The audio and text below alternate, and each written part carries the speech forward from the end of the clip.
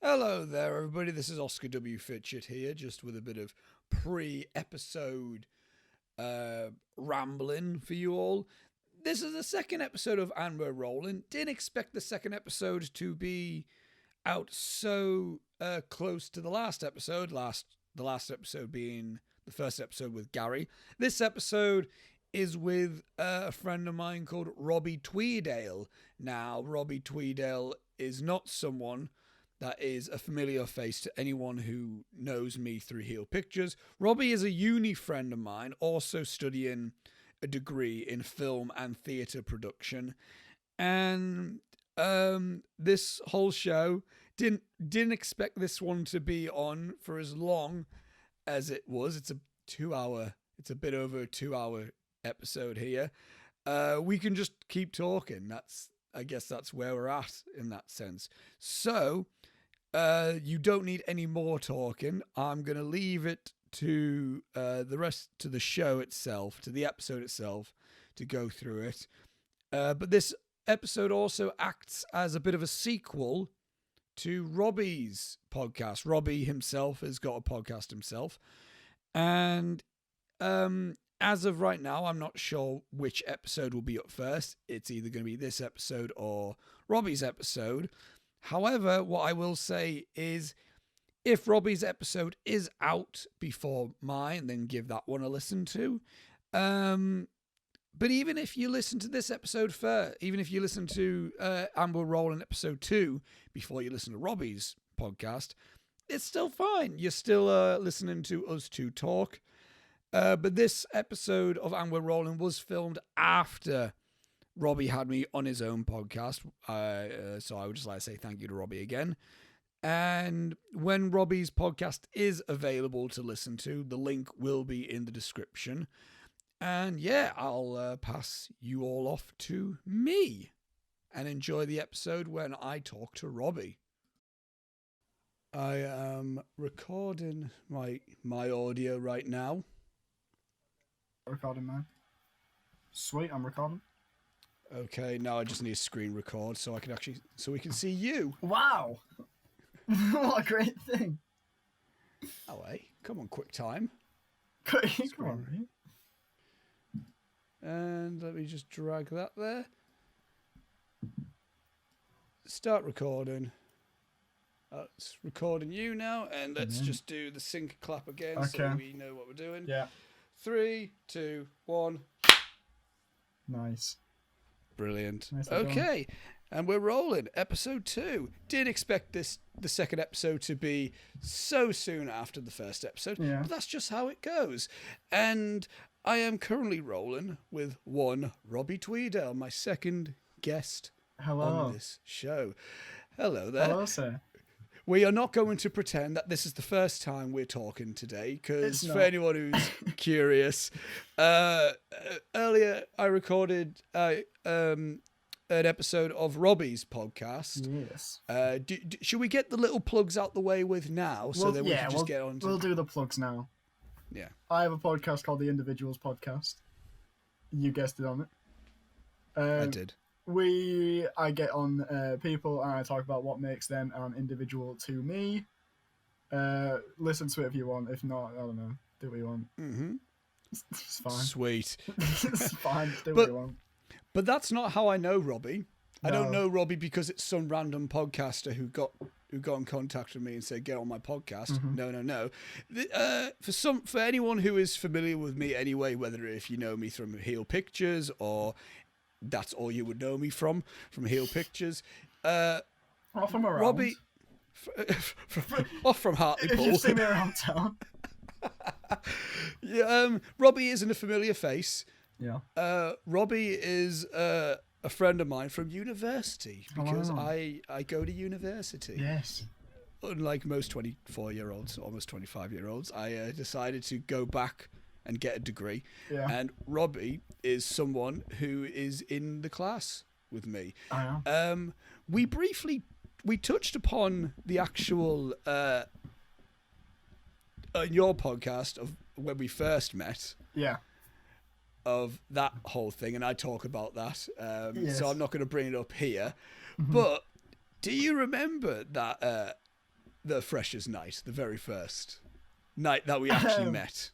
So, okay, I remember specific parts of the night, is what I'll say. So, okay, context time. We were all in a group chat beforehand. Yes. The group chat had been made with all of us in on Facebook. Everyone that was going to be in the film class with us. I got to uni. I met up with my cyberbully. There's a story behind that. I'm sure it'll be explored on some podcast someday.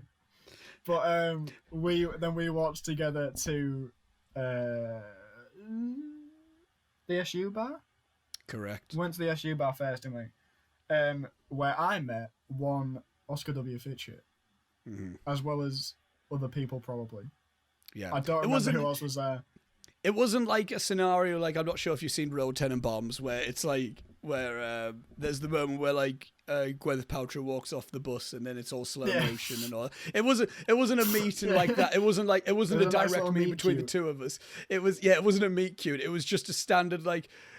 There was a big group of us anyway, and they were like, "Hey, we're gonna go to Weatherspoons. You want to join? All right then." And then just the rest of us, that's literally how that happened. It wasn't even. I don't particularly remember the SU bar. I remember Weatherspoons, because at Weatherspoons I met. There was me, Ethan. That's where I met Samuel Burt. Any names you're gonna hear are just other uni just other uni people. Yeah, you I met there. Scott was there, I think. No. I don't remember him being there. I don't think he was, no. I know Charlie was there. Yes. Adam McLean, I think? Yes. Robbie Southwood briefly. Yep. Yeah. I can't remember anyone else. Anna Bant came later on. Yeah, because... No, she... Yeah, that's right. Who I knew beforehand from being friends with Julia. Because those two went to school together. Julia, Robbie's girlfriend. Julia, my girlfriend, yeah. Him, my girlfriend, and that's why we love And We're Rolling, because you won't cut that out. So thanks. I'm not cutting it. No, I'm not. Thanks, mate. Yeah, I remember meeting everyone there, and that is where I began drinking, and that's where things start to get foggy. Because I don't know if you remember, but I was drinking a pitcher, and they said, "Do you want a glass with it?" And I said, "No, that's fine." And then I just drank it from the jug. Yeah. Yes, I do remember. Nothing else really happened. There was no other there's no other real massive story to tell of our interaction from there. But that's how we first met. Yeah. Was through that. Actually, I don't think we even really properly. No, there was one other conversation we had. I think there was an argument happened at Weatherspoons about Once Upon a Time in Hollywood. Yeah. Robbie and I have disagreements on that film. It's not. It good. got mentioned. Yeah, it is. and then, because it wasn't just you and I, it was a good few of us as well that were talking about the film. Yeah. And so that was the thing. Mm-hmm. And then I don't think we talked too much else. I remember we then went back to an accommodation called Crown Halls. We all went back there, and it was just it was a good old fun time. Everyone sat in a big circle. Yeah, everyone sat in a big circle. On the grass, yeah. We were sat next to each other. We were. Yeah, you were heavily tipsy at this time. Yeah, because me, Sam and Ethan had continued drinking, hadn't we? Yeah. And by that time... Well, I think... Yeah, well, most people would drink at that point, yeah. Oh, yeah, I was not in a good way. But I remember Never Have I Ever was being played, and of course it went innocent for a while, and then are you surprised? It's a uni thing. Yeah. It just immediately went dirty. So then I thought, right, I'm gonna bring it back to some sort of innocence here, and I just went, Never have I ever been to Wagamama's. Nice. I have been, and I remember you being sat next to me saying, I have, and it's shit, and I was like, Robbie, away man. Come on, first day. I don't like Wagamama's. Honestly, because, right, okay, here's a fun fact about me, which you're going to enjoy. And I don't know if you ever noticed this. I don't think we've eaten in front of each other to a point where you would notice this. There was that timing. I mean, Domino's. Yeah. We've had Domino's, and there was that time when I joined you in KFC. Yeah, okay, but yeah, those situations you wouldn't notice this. No. I eat my food separately, right?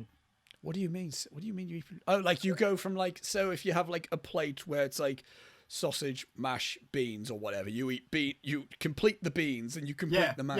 Yeah. Right. So, if I get a Wagamama's, it's the same thing as if I get a stir fry. Confuses me, mate. I don't like it.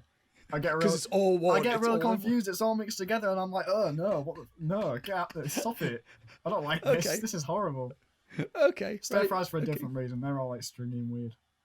I don't know. I mean, Julie said I was a fussy eater the other day, and I said, no, I'm not. But now that I'm thinking about it, I mean, everyone's particular in some way.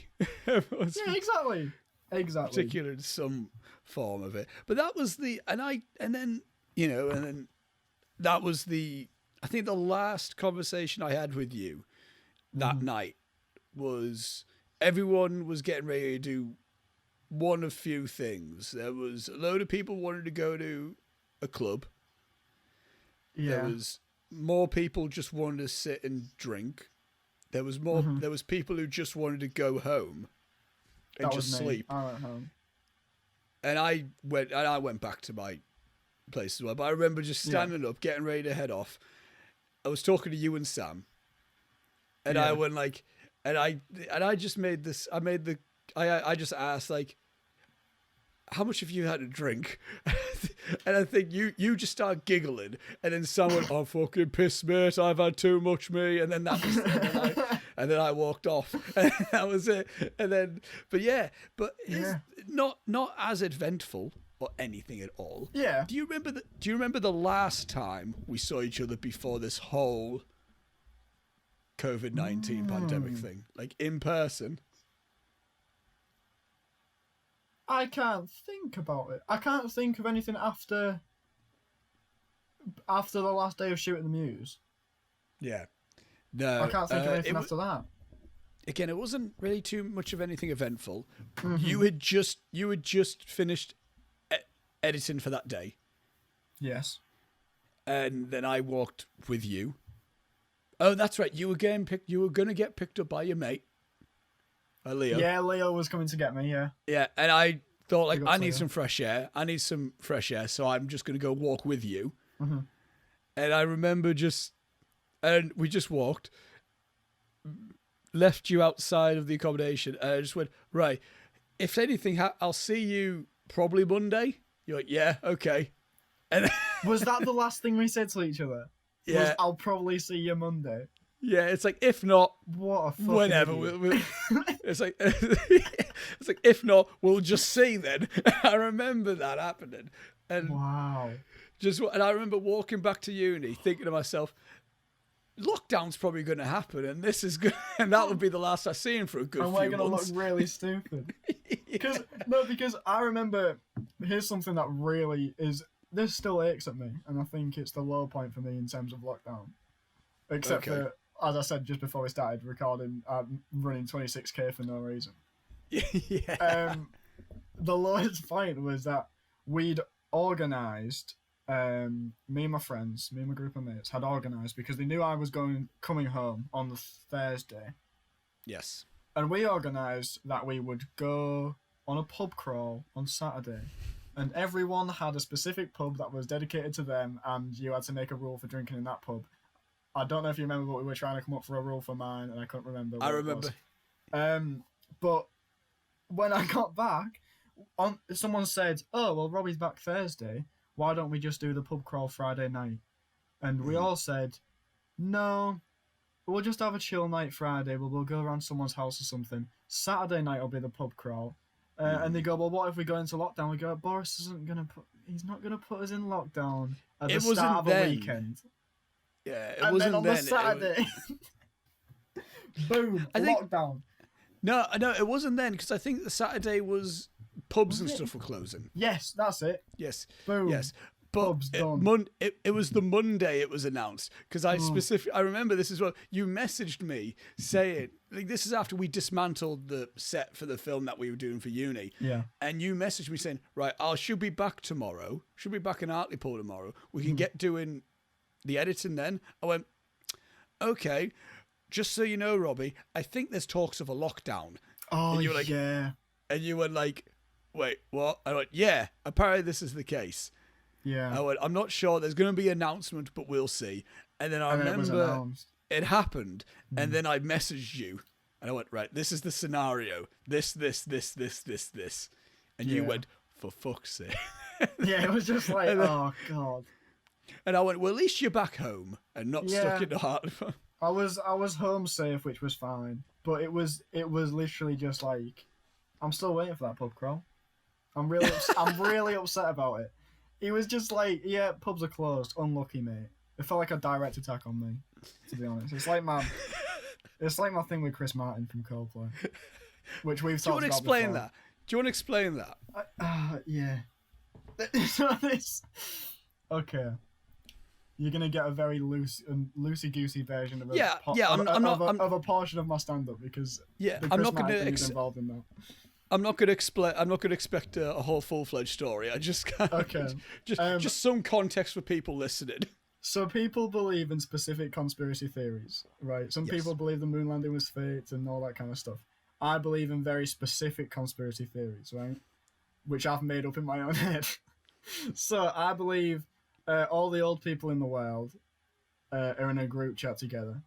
So they do know how tech works. You know when your grandma gets like a phone for Christmas or whatever, and they're like, "Oh, will you help me set this up or whatever?" She knows what she's doing. You know? All right, okay. She's so why why does she ask you then? Just to be an arsehole, mate. Okay. That's it, right? And they're all in a group chat where they've all agreed if we see anyone under the age of 20 on their phone walking in the street, we will divert any path we are taking to walk into them. That's the conspiracy. There's another one. I believe that every person in the world except me is in one big group chat where I'm onto you, right? So it's like a Truman Show thing. Yeah, you've all universally agreed that you're gonna say Toy Story 4 is good, and I'm sick of it. I'm onto you. You can stop with the ruse now. I don't get it. It's not a good film, but everyone in the world is like, oh, it's so good, man. I don't know how they've done it. I don't know how they've made another good one. And it doesn't make sense. Anyway, they're irrelevant conspiracies. I just thought I'd drop those in there.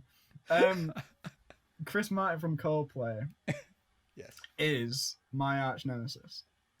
So Spider-Man has Green Goblin, Superman has Lex Luthor. I have Chris Martin from Coldplay. I'm so glad we're talking about this because next time I do a stand-up show, realistically, no one's coming to it. So this is as public as this opinion is gonna get. Oh no! I hate that man with all my heart. Just generally, right? Just in interviews and stuff, I think you're a bad bloke. But okay, I mean, I don't know him personally, but from the perception that he puts out. But what I've noticed is, in all of my darkest moments, Coldplay is there, right? Yeah. A girl leaves me. My mate goes, "Oh, do you want to go to the pub to cheer up? We're sipping a pint." You better believe, like, Fix You's playing on the radio or something. And I'm just weeping. And it happens so often in the darkest moments of my life that Coldplay starts playing that I'm convinced Chris Martin does it on purpose. And I think he knows me. I genuinely believe one day I'll be walking down the street and I'll just bump shoulders with someone. I'll be like, whoa, what was that? It's Chris Martin from Coldplay. And we'll catch eyes and it'll just be like, you. And then we'll both whip out lightsabers. that we've been developing over the years because obviously in preparation for the battle. Yes, and then we're just going to have a fight. Yeah. And who would win the fight? Me, obviously. Obviously, okay. He doesn't look like that big of a Star Wars fan. I think I'd have it on, practicing Obi-Wan's moves alone. How much sword fighting experience have you had? There was one day in like year 6 where they brought in like fencing people. Oh right. I'm pretty sure I was a part of that. Okay. And I've had lightsaber fights with friends in the past with lightsabers. What was the lightsaber of choice when you were younger? Anakin's, which became Luke's. Okay. And then became split in half, and then became Rey's. Even though, how did she get it back together? I don't know. It don't matter. Yeah. Don't worry about. We're not going to get into it because I'll get upset. both that right. one. I still got it. It's in a box like down there. All right, because that's great. another thing for anyone who is unfamiliar with us two. There's an age gap between us two, specifically a 6-year age gap, which I find mental actually. That sounds long. That it's actually a 6-year age gap between the two of us, and because my lightsaber, because it's almost like within being university, it's a very interesting thing. It's almost like I feel like I'm analysing certain things, like certain trends that I might not even have a clue of, or maybe even certain things where like, oh, it's still the same thing. Like that's another thing as well, where like some things are still the same. So I was just curious about like that whole thing, because my lightsaber of choice was the Darth Maul lightsaber, because I grew up in a time when Phantom Menace was out. I would have been 4. So, and then by the time Attack of the Clones came out, I would have been 7. So we were all into that Darth Maul stuff. We were all into. Were you excited for Phantom Menace then, when it was going to happen? Well, I didn't know about it. That was my first Star Wars. Wow. Genuinely, Lucky. that was. Well, I loved it as a kid. I loved it because you're seeing just this cool shit happen in front of you, and it was like just like it's mental. And then I think I caught the original stuff on TV. I think ITV or BBC had them on or whatnot. But I remember constantly watching the VHS tape of Phantom Menace, like constantly. I remember being excited for Attack of the Clones and loving it at the time. Yeah. And I remember Revenge of the Sith being the most excited I've ever been for any film ever. And the fight between Obi-Wan and Anakin was the most epic thing I've ever experienced in my life at that point. Because I was 10. Because here's a fun thing. During lockdown, I have little to do except edit our film. Right. Yeah. It's all I've been doing in my life. But I got Disney Plus. I say I got Disney Plus. I leached Disney Plus from my girlfriend because I'm a terrible person. But I'm going to set up a standing order where I pay her half of what it costs every month. Because I'm a good boyfriend, right? That you are. But, thank you. I'm sure she'll agree.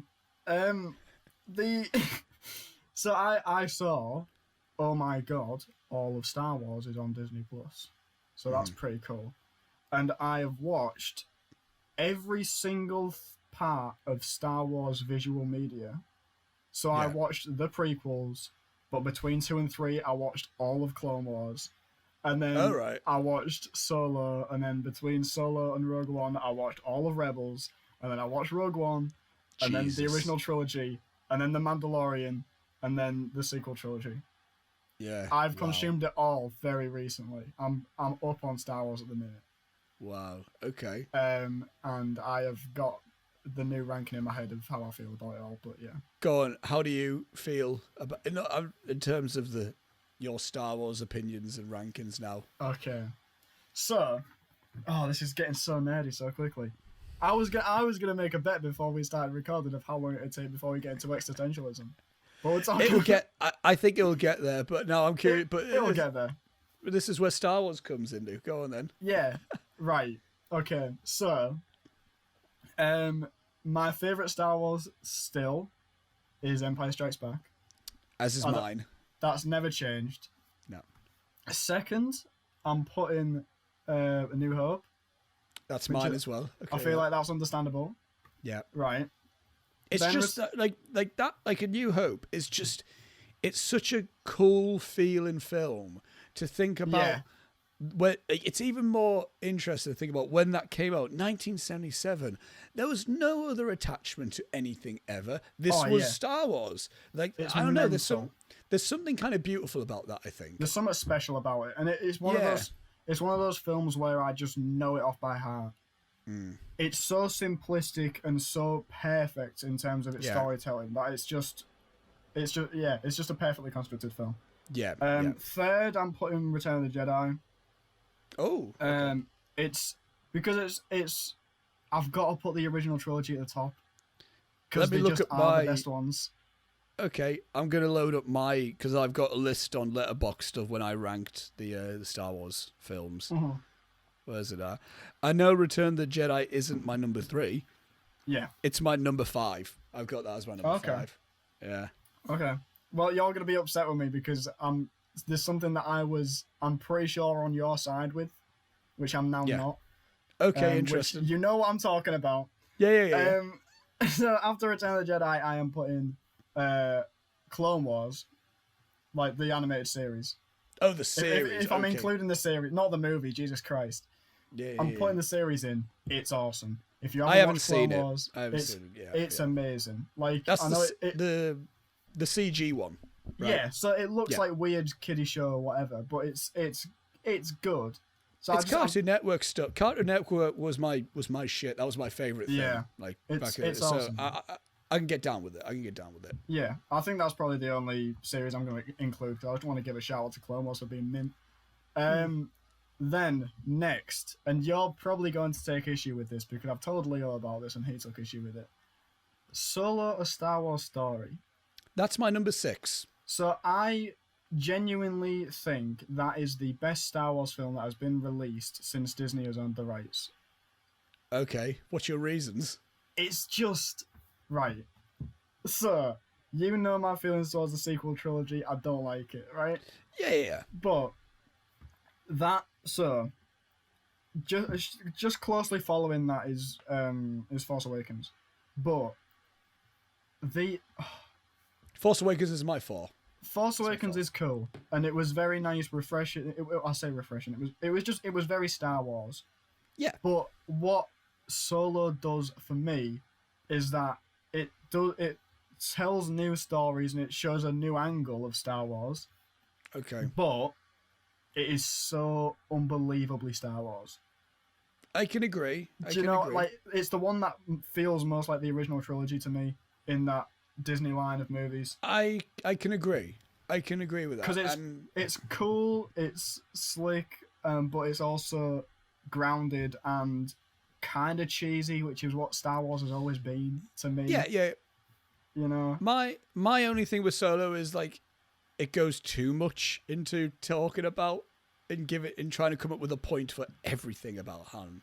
Like how he got his name, how he got his gun, how he met the name thing. Yeah, how he met Chewbacca. Yeah. Everything, the Kessel Run, everything is explained, which I'm not a fan of as such. Yeah, that's fine. That's a fair point.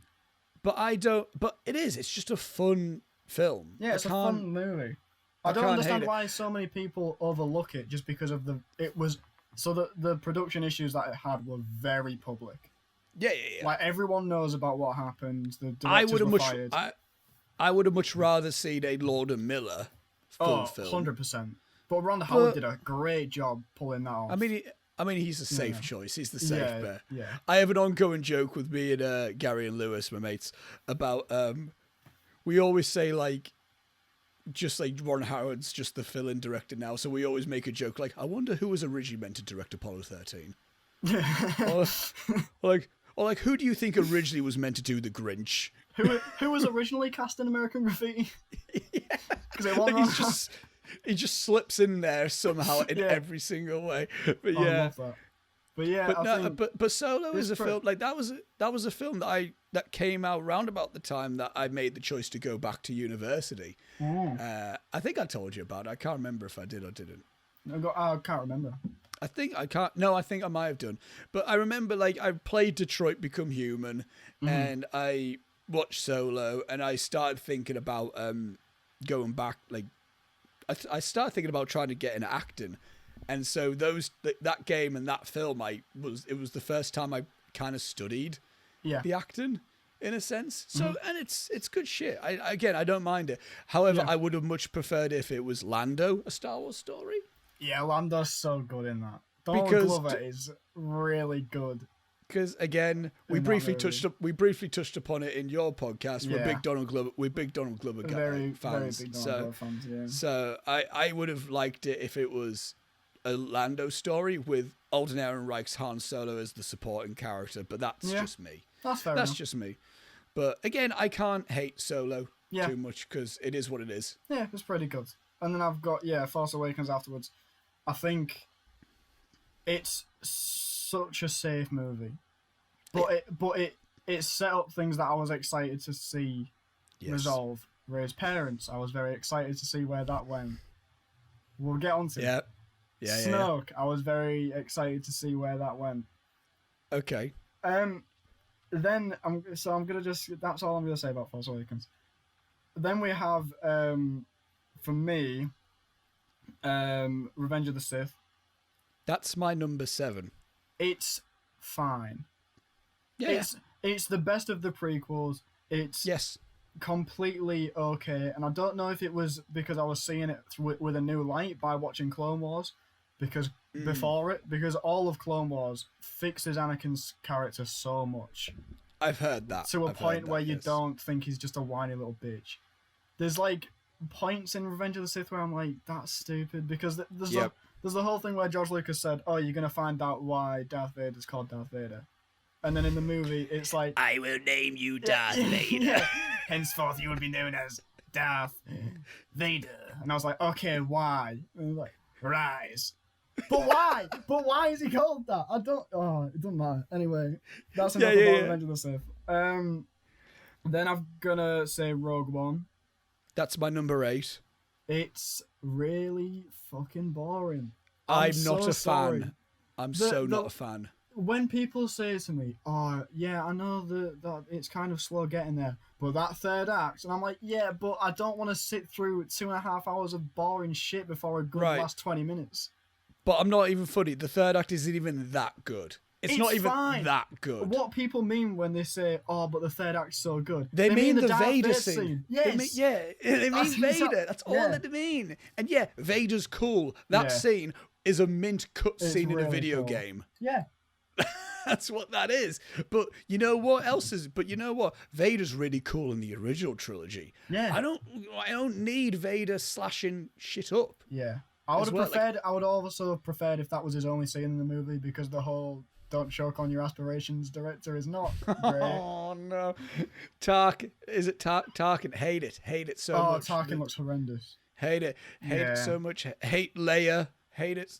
Leia wasn't as bad for me, but it still doesn't look right. There's something about it where you're like, that's not real. No, that was the start of my descent into not really enjoying big blockbusters anymore, because Force Awakens gave me that, like, I'll get in, I love this, because that's my favorite cinema experience. I'm sure I've told you about this. That's one of mine. I went to the midnight screening of it.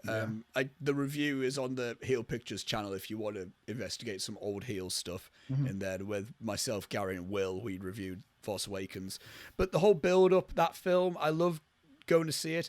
I went to see Rogue One midnight screening, and that was the last midnight screening I went to, because I was like, is it going to be worth it? I was like, is it worth it anymore? And I thought, it's kind of a bit boring, that. And then I just because I love the cast. I love Felicity Jones.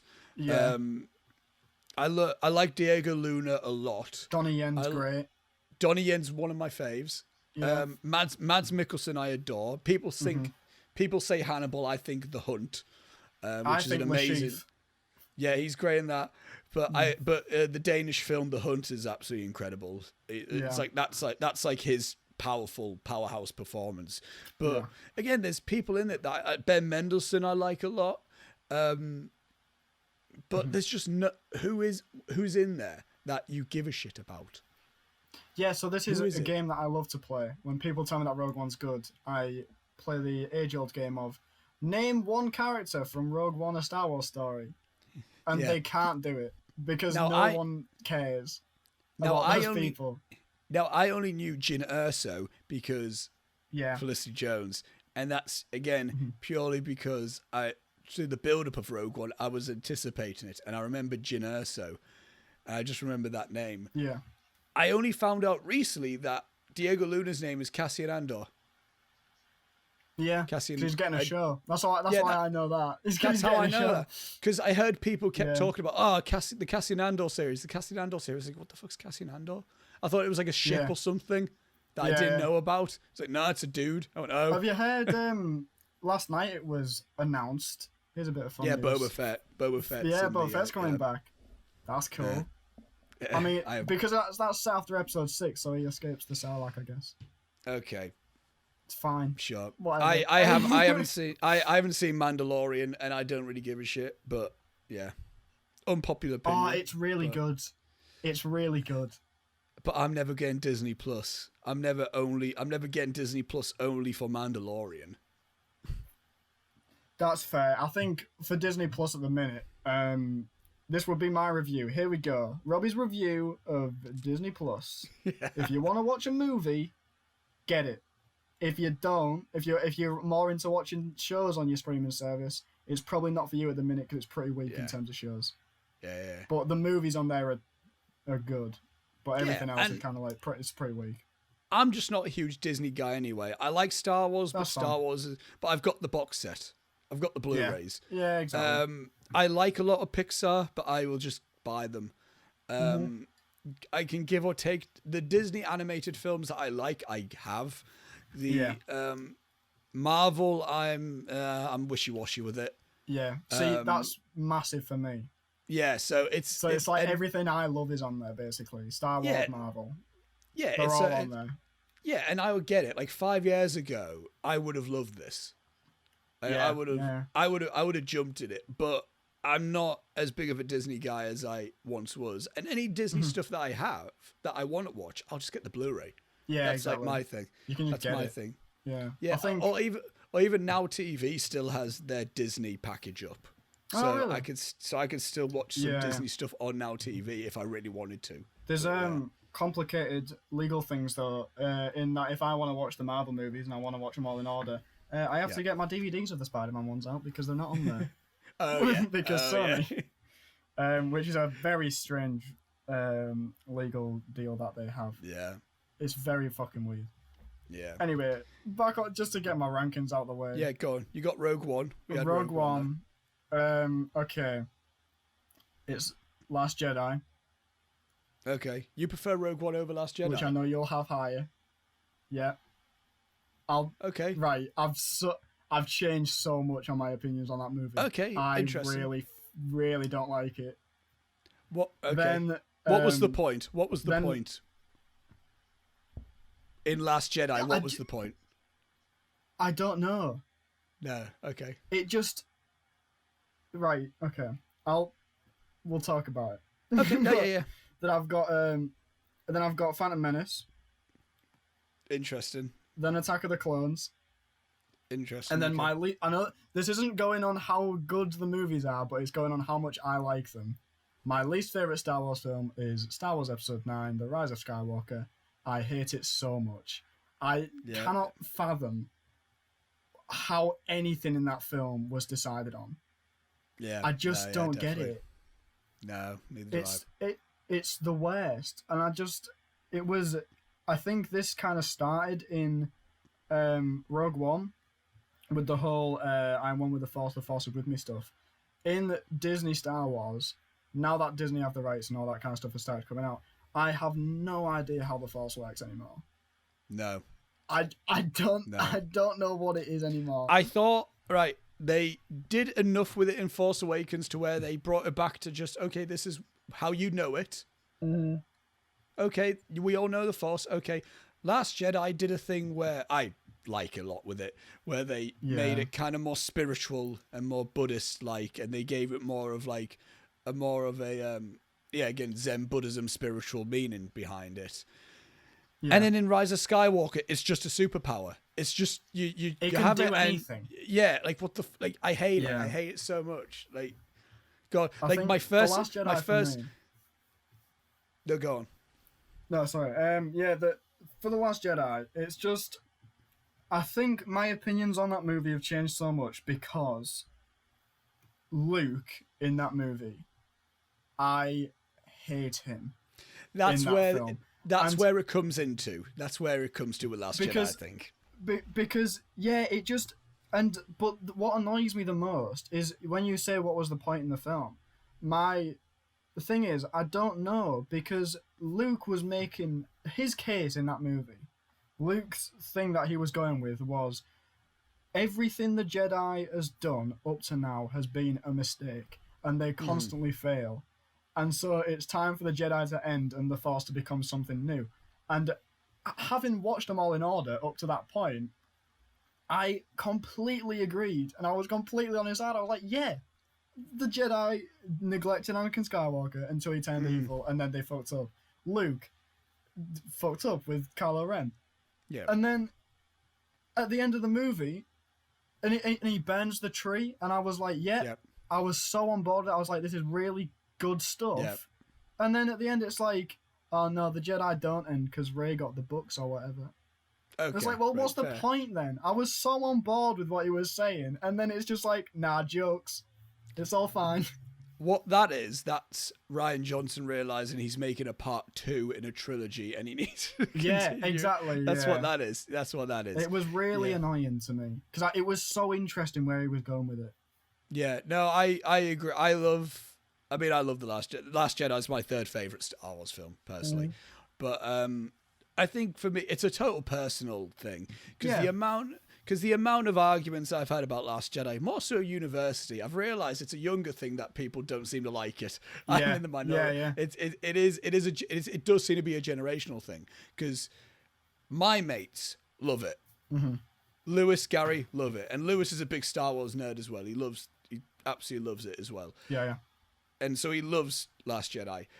It's everyone that I seem to be talking to in university don't like it, and it's interesting to me. I think I don't know what exactly it is, but it is, and I can only argue in the fact of like it's a personal choice for me. I can't. Star Wars is a feeling, and if I watch a film thinking that I get a certain feeling from it, then I'm down with it. Yeah. I think Last Jedi, it's not complicated enough to where it's confusing anything. Yeah. It's staying true to what was set up in Force Awakens. I think. I don't get when people say like, oh, JJ was setting something up and Rian Johnson shot over it. I don't get it at all. Evidently JJ Abrams wanted it to go a different direction, but in the film that we got, we didn't know any better. Everything that was getting told, everything was in character for Rey, everything was in character for Poe, everything was in character for Finn, I think. Like, everything was in character for anyone. And people talk about Luke, like, that's not Luke.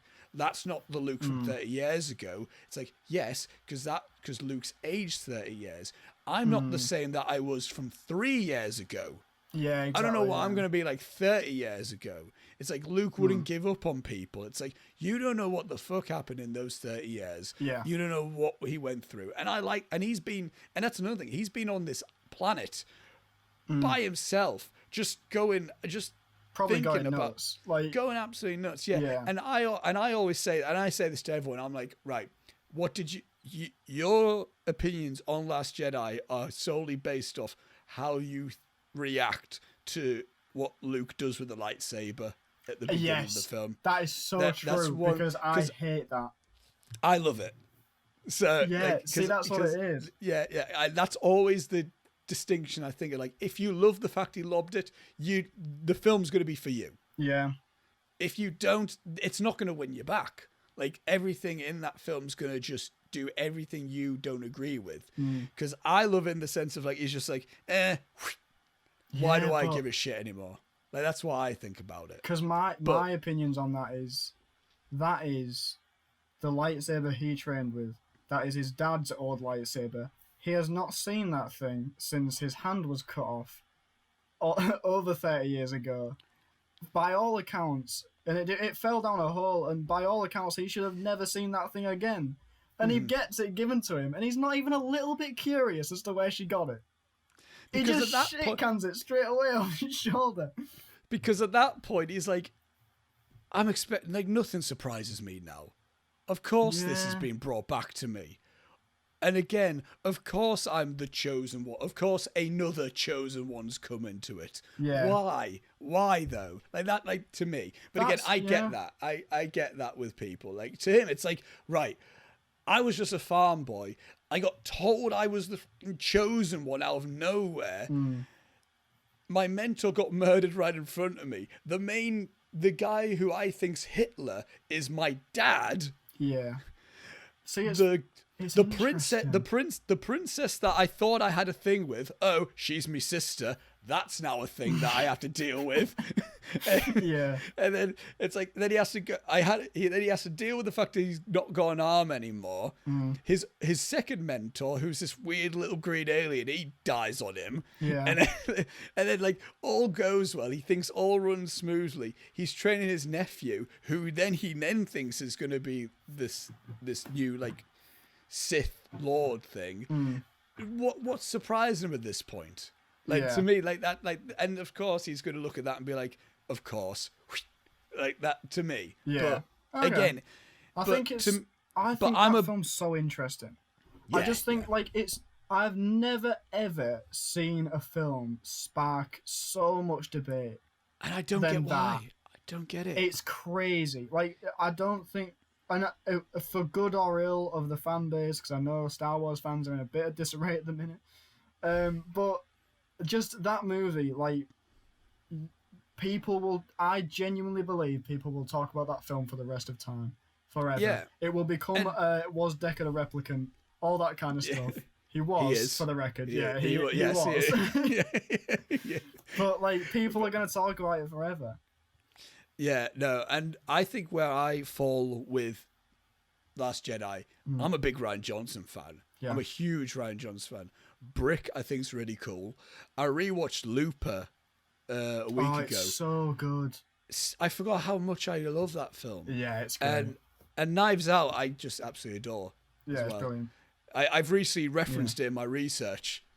I've recently, that's one of the tightest scripts I've seen in years. I love it so much. And and what's really also good.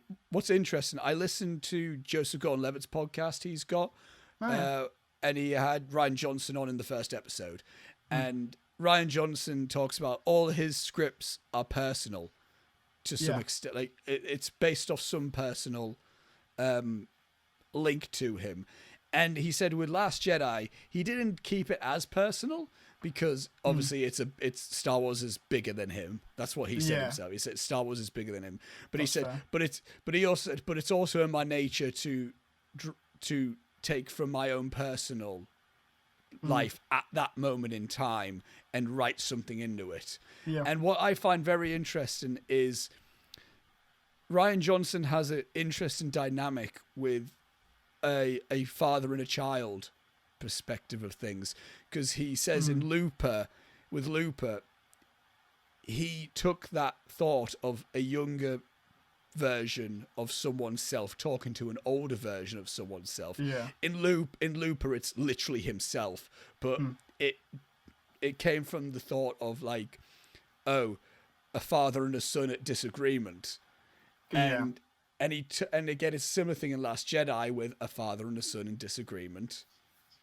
Or with it could be looked at like a father and a daughter, and with the uncle and the nephew, it could be looked at like both of those things, right? Like parental things. And even in Knives Out, the whole film is family issues. The film, like so I think it's like, and looking at it in that sense, it's like, oh yeah, Last Jedi is just almost another chapter in Rian Johnson's venting, or I don't know what issue. I don't even know if he has any issues with his dad. There's something there.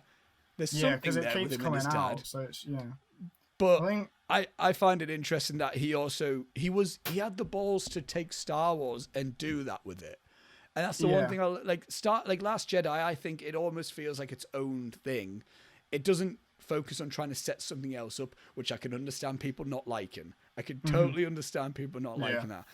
But I would much rather a film like Last Jedi, where it's a writer-director vision that just so happens to be in a Star Wars world, as opposed to Rise of Skywalker, where it's like all of the things you remember. Oh, it's the worst.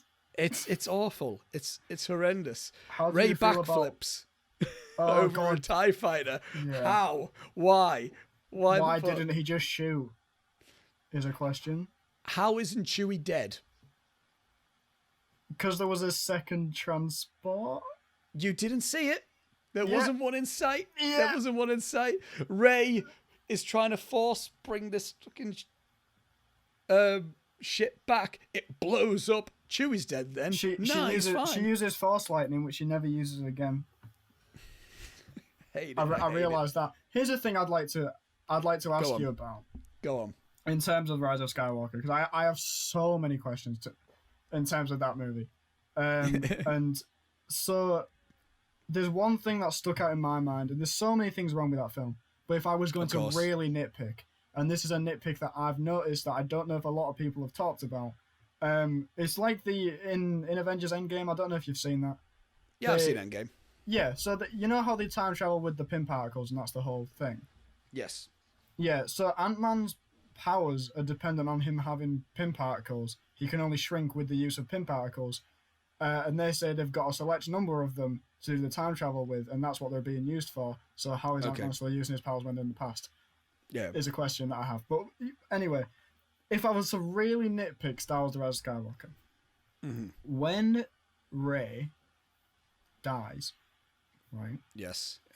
She is there, and the body is there, and then Ben comes back, and he does force heal, which is fine, but explain how they learned how to do it. Anyway, she comes back to life. They kiss. Ben dies. I hate the kiss. Ben dies, and then Ben, as Jedi do when they die, fades away. Right? He fades away in the same way that Yoda, Obi-Wan, Luke, Leia, Jedi, when they die, they fade away and become one with the Force. Here's a question for you. When Rey died, why did she not disappear? Oh, I know. So her and Kylo Ren could fucking kiss. So they can wait. So they can wait for the kiss to happen. It's so dumb. So much. I hate it. It's so stupid. I hate it. Right. It's another stupid thing. People always defend, like, yeah, well, Kylo's arc was really good. It was good in Force Awakens: The Last Jedi, and then they fucked the landing in Rise of Skywalker. What do you even like? It's like, like I would say, Kylo was the best part of that. Oh, 100%. But look, he should have died when he did. Yeah, he should. He should that should have been the end of him. Yeah, Palpatine was the worst thing that happened in that film. He shouldn't have been involved. Just shouldn't have been. No, why? How was he back? Well, I'm going to talk to you about this because, I hate. There's one thing in big blockbuster movies which I've noticed happening a lot more, and I've noticed it particularly in The Rise of Skywalker. Yeah. Filmmakers, directors, and writers coming out after the movie is released and going, "Well, this is what it was meant to be." No, that's not that. You can't do that. If it's not in the movie, you can't do it. He said, they've said that because there's the whole thing of Finn wanted to tell Rey something, and you never find out what it is. They've said they've said after the fact, oh, he was going to tell her that he was Force sensitive. But why didn't he then? But so put that in the movie then. Also, the thing at the end with the other stormtrooper lady, and there's that really creepy interaction between her and Lando, where he's like, where are you from? And she's like, oh, I don't know. And he goes, oh, well, let's find out. Yeah, part of the insinuation is that she's his daughter. Which, why? Why do we need more, like, family Why does it matter? And then the whole... This is the one that really bugs me, because this is just exposition that needs to be in a film if you're going to do this. They brought Palpatine back, which is stupid on its own. Yeah, hate it. Because it completely negates Darth Vader's arc in the original trilogy. But it's never explained how he comes back. It is just... Kylo Ren goes, you were dead, and he goes, yeah, the dark side is a path to doing stuff. It's a line from episode 3, which is meant to be oh, he said the thing, but no, because it doesn't answer anything. What they've said after the fact is, when Palpatine died, here's a story time with Rob, right? After Palpatine died, Sith loyalists got his body, and hooked him up to all that stuff and made clone bodies for him. Snoke was a failed clone of Palpatine, which he then used that as like a puppet body thing to manipulate Kylo Ren, and then he made clones which were like young clones, like 20 years old or whatever. One of them got a conscience and defected, and then left and got married and had a child who is Rey. So Rey is actually the daughter of a clone of Palpatine, not because the whole question was, well, who had sex with Palpatine? That was the thing. Like, I came out of that film, and I went like, I'd never wanted to think of Palpatine's sex life. Yeah, why exactly. did that? Why is that? And that became a legitimate question. Like, who did he fuck? Who did he fuck? That has to be answered. That has to be asked. Yeah. And so it was a clone who defected apparently. And these so convoluted. And the Sith loyalists that saved his body and all that kind of stuff and put him into these clone bodies are those people in the crowd in the last battle. I hate it. Here's a question. Palpatine, how did you get his body? He fell in a pit, blew up, and then the space station that he fell down the pit on blew up in itself. What do you mean you got his body? I don't. We got him. We got his body. We retrieved the guy. He's here. It's not it's not like he got hit on the head of a rock and then got put in the river. It should be like we retrieved a flake of his coat and now we're trying to clone him. It's so dumb. And I don't...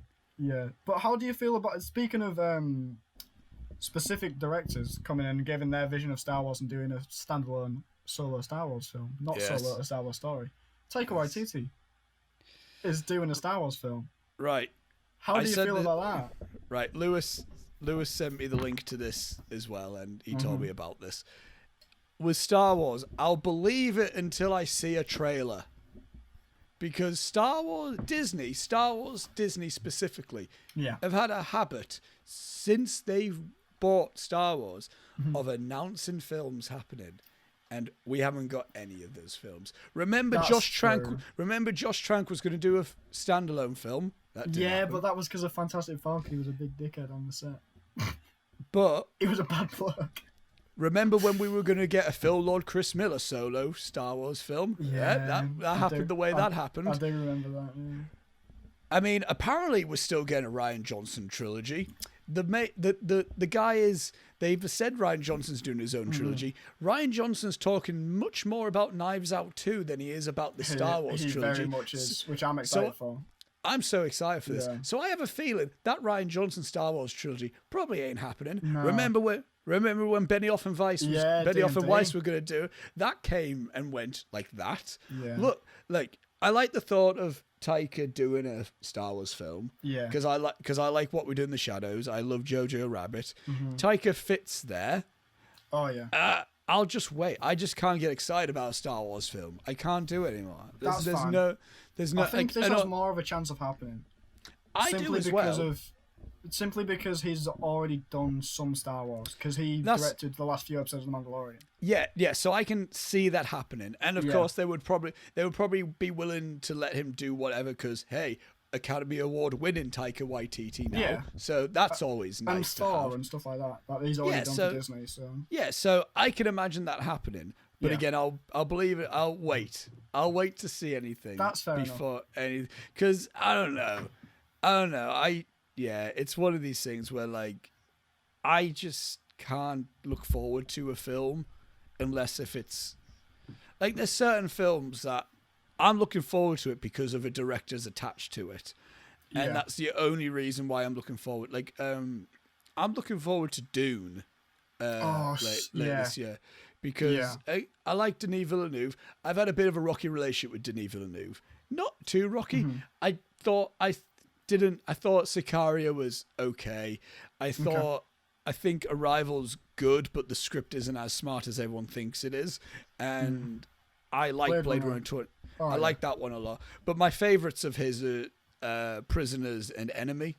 Like I just absolutely flat out adore those. But I'm looking forward to Dune because again, Denis Villeneuve. Big fan. Yeah. I'm a big Timothée Chalamet fan, like huge. Yes. Like I can't it's anything. He's going to be in a film. I'm going to see it. Yeah. And and Jason Momoa's in it, and I'm just thinking of Rebecca Ferguson, Zendaya, Oscar Isaac, Batista, Javier Bardem. It's gonna. See, I'm really excited for that. On concept and director alone.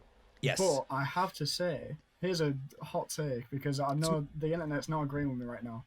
I was really not impressed by those photos that were released. You have this thing. You do this every time, Robbie. You do this every time. You did it for Batman. You did it. Yeah, but And then, you've seen the photos? I'm guessing the officially released for Dune. Yeah. photos. Yeah. So I just think, like, if no one told me that that was what that was for, I wouldn't have got excited because it just looks like one of those young adult novel movies. It looks like a Divergent movie or something like that. I can agree. You know? However, I know it's the actors and the filmmaker. That's what exactly. So I'm still sold on what it. it is. Yeah. But like, because Dune, because I haven't read the book. I know nothing about the book. I know nothing about the story. I'm keeping it that way. Yeah. And I haven't seen the original film that got made in the 80s. No, which apparently was whatever. Yeah, it's not great. But also what I've heard is that's just not the best Lynch film to start with. So I've been also trying to like get into that because I've watched Blue Velvet since lockdown, which is good. Never seen it. Shit. And I've watched Wild at Heart, which came out in 1990. One of the craziest films I've ever experienced, Robbie. It's a mental road trip film with Nicolas Cage and Laura Dern. It's basically Bonnie and Clyde, but on steroids. And there's a bit where Nick Cage's character has a snake jacket, and his snake jacket is a signal of his individuality and his choice to be one singular person. And apparently that jacket was just Nick Cage's jacket. That Lynch was like, yeah, we can just use that. Oh, of course it was. Yeah, I'm not even surprised. Yeah, it's got Willem Dafoe in fake rank teeth, who's a porn director, I think. It's mental. It's one of the wildest films I've seen at Wild at Heart, and I'm not even going to say how it ends because it's an ending that you would be happy with. Yeah, and I'll watch that. That sounds interesting. Yeah, it's crazy as fuck. The film, I'm not even going to say how the film starts because the film starts in so this is where we're going with this. But yeah, no, that's a thing. I'd like to. I want to tell you about a film actually that I discovered the other day, because me and Leo, my good buddy, you know Leo, you've met him just a couple of times, I think. Twice, yeah. We're starting a podcast as soon as possible, really. Where we're going to pick an actor for every podcast, and we're going to go through the highs and lows of their career. Cool. So for the first episode, our thoughts were we're going to do Hugh Jackman. That's a good one. But I didn't realise the stuff he did before X-Men. And there's one movie, right, I don't know if you've heard about this. It is the stupidest thing in the world, right? He did a rom-com with Meg Ryan of one of my favourite movies of all time, When Harry Met Sally fame. Right? When Harry Met Sally is good. It's good shit. It's amazing. So she's like, oh, she's a businesswoman, but she's not getting where she wants to be because she's a woman, and shucks and stuff like that, right? And it looks like it's gonna be like a Legally Blonde sort of thing. Yeah. And then she gets a call from her mate, who I'm pretty sure is played by the dude who played Sabretooth in X-Men Origins Wolverine. Liev Schreiber. I'm pretty sure it's Liev Schreiber. Okay. He rings her up as her mate. I think it's her mate. I only watched the trailer. I haven't watched the movie. But you haven't.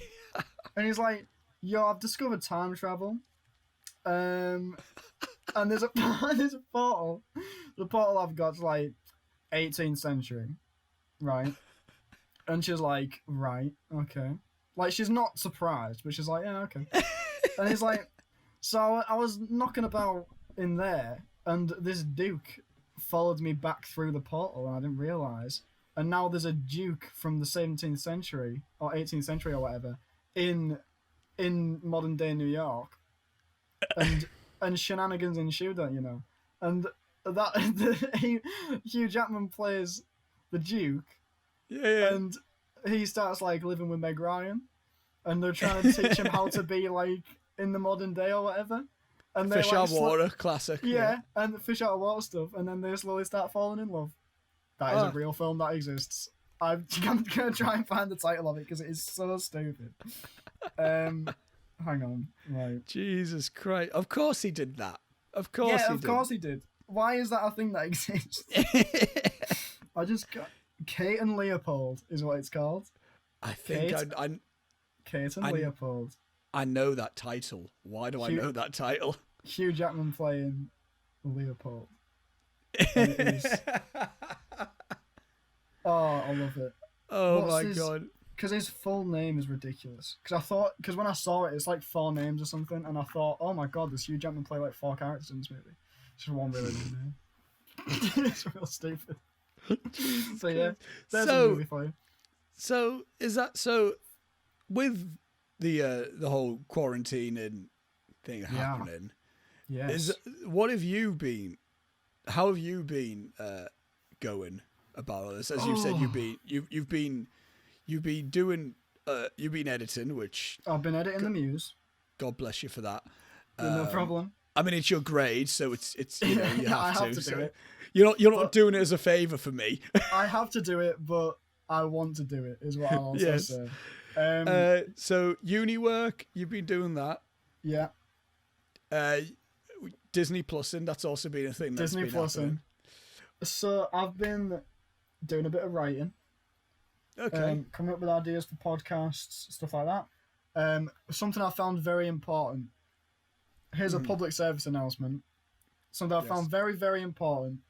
When they say you can do one daily exercise thing, do that because it helps a lot. I've really enjoyed going on like my daily walks or my daily runs or whatever I do. That's been really good fun, and it's just good to get outside, especially when it's hot like this. Yeah. It's melting here. I don't know what it's like up in Hartlepool, but it's warm as well. I've got my balcony door open. It's mafting, which I don't even know if that's a phrase that you would use. Mafting, yeah, I know mafting. Okay, good. Yeah, because people don't know things from Hull, which I get confused about. Yeah, as opposed to just not the gender gap. We're both male. The age gap. That's true. Yeah. The age gap. There's also a regional difference, so it's interesting learning about stuff like that. But yeah, mafting. I know mafting. Yeah. Mafting. Do you know about patties? You've told me about a patty. A patty and chips? Because a patty to me, right, is just like, it's a small sausage type burger thing. No. And that's what a patty is. So what's a patty to you? In a hut, right, okay. Patties, this is only a whole thing. Like, this isn't anywhere else. If it is anywhere else and you want to tell me that I'm wrong, you're wrong, all right? It's just a whole thing. I'm very proud of this. Patties, you get them at a fish and chip shop. Yeah. Here. You can get a patty at a fish and chip, yeah. It's like a potato. It's like a burger made of potato. Okay. Like seasoned and stuff with like herbs and stuff in it. Battered. That's what a patty is. It's like battered potato. It's like battered mashed potato. Okay, that's all that is to me. That's just battered mashed potato. That's all you've just described to me. But it's amazing. I'd like to make it very clear. It's right. Patty, chips, bit of scraps, gravy on. Oh. Right. So you call it scraps, do you? The bits of batter that left over. Yeah. Why would you call them? Well, it's conflicted here because me and my mum and my dad live in a house with those. But mum is from the south, so I grew up mainly with a lot of dialect from her for the most part. But I also grew up in Hartlepool, so I've grown up with a lot of dialect from there. Scraps in Hartlepool. It's scraps as well. Okay, yeah. It's in the south. It's scrumpies. It's the scrumpies. That's the weirdest thing in the world. I hate that. Which I don't know anything, but apparently that's so weird. What that is. But yeah. Oh, that's really strange. But yeah, I mean, I am dealing with lockdown quite nicely. I'm doing fine. I'm keeping in contact with everyone that I want to keep in contact with. So if Robbie hasn't contacted you, you know he doesn't want to, you, and I don't care. That's not true. I probably just haven't gotten around to it. I'm sorry. No, I mean, I got asked the other day by a friend of mine, called Anna. She was saying about how I was coping in lockdown and stuff. I was like, yeah, I'm fine. And she goes, oh yeah, well, how are you and Julia coping? You know, because you're with being together, but you can't see each other and stuff. And I was like, well, we've been together for nearly half a year, and we've seen each other about 5 times. Yeah, there So you go. it's just another Tuesday. Yeah. You know what I mean? It's You've fine. already got a system. You've already got a system going. Yeah, and that doesn't mean I don't miss her daily. I do. No, of course not. Of course But not. it's easier for us because we didn't see each other anyway. Yes. But when we did, it was cool. Yeah. I'm losing my words now. No, that's fine. I'm trying not to say something stupid. Unlike you, I haven't been out. So that's Right, been a thing that's been, yeah, I haven't because I tried. I tried going for a walk because I thought, right, it's all right. Mm-hmm. Where I live, it's at a safe distance from my house, so I can't just get told like, oh, you're not sticking in the limits. Yeah, so I thought, right, I'll do it. I got maybe 5 minutes out of my door, and then there was just like dog walkers about, and I'm like, they're slowing down in front of me. I can't overtake them. Yeah, so that's been a problem. Yeah, I'm like, I don't feel comfortable doing this, so then I had to like go back in. So technically, since lockdown's happened, I've been in my house, and I'm telling you now, Robbie, it's an interesting scenario. It's a very interesting. I can imagine. Yeah, because it is genuinely a thing where days are fine. Like these days have been fine. Like the last few days have been fine. But I go through ebbs and flows of I just fall into an existential pit, Robbie. Genuinely, that's the thing that genuinely happens. Yeah. It was specifically one night I remember because I watched Dazed and Confused for the first.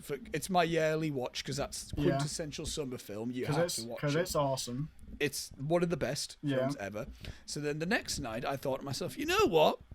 I'll watch Boyhood because I haven't seen that in a while. Okay. And I'm in a bit of a Linklater mood, and I'll and watch Boyhood. I finished watching Boyhood.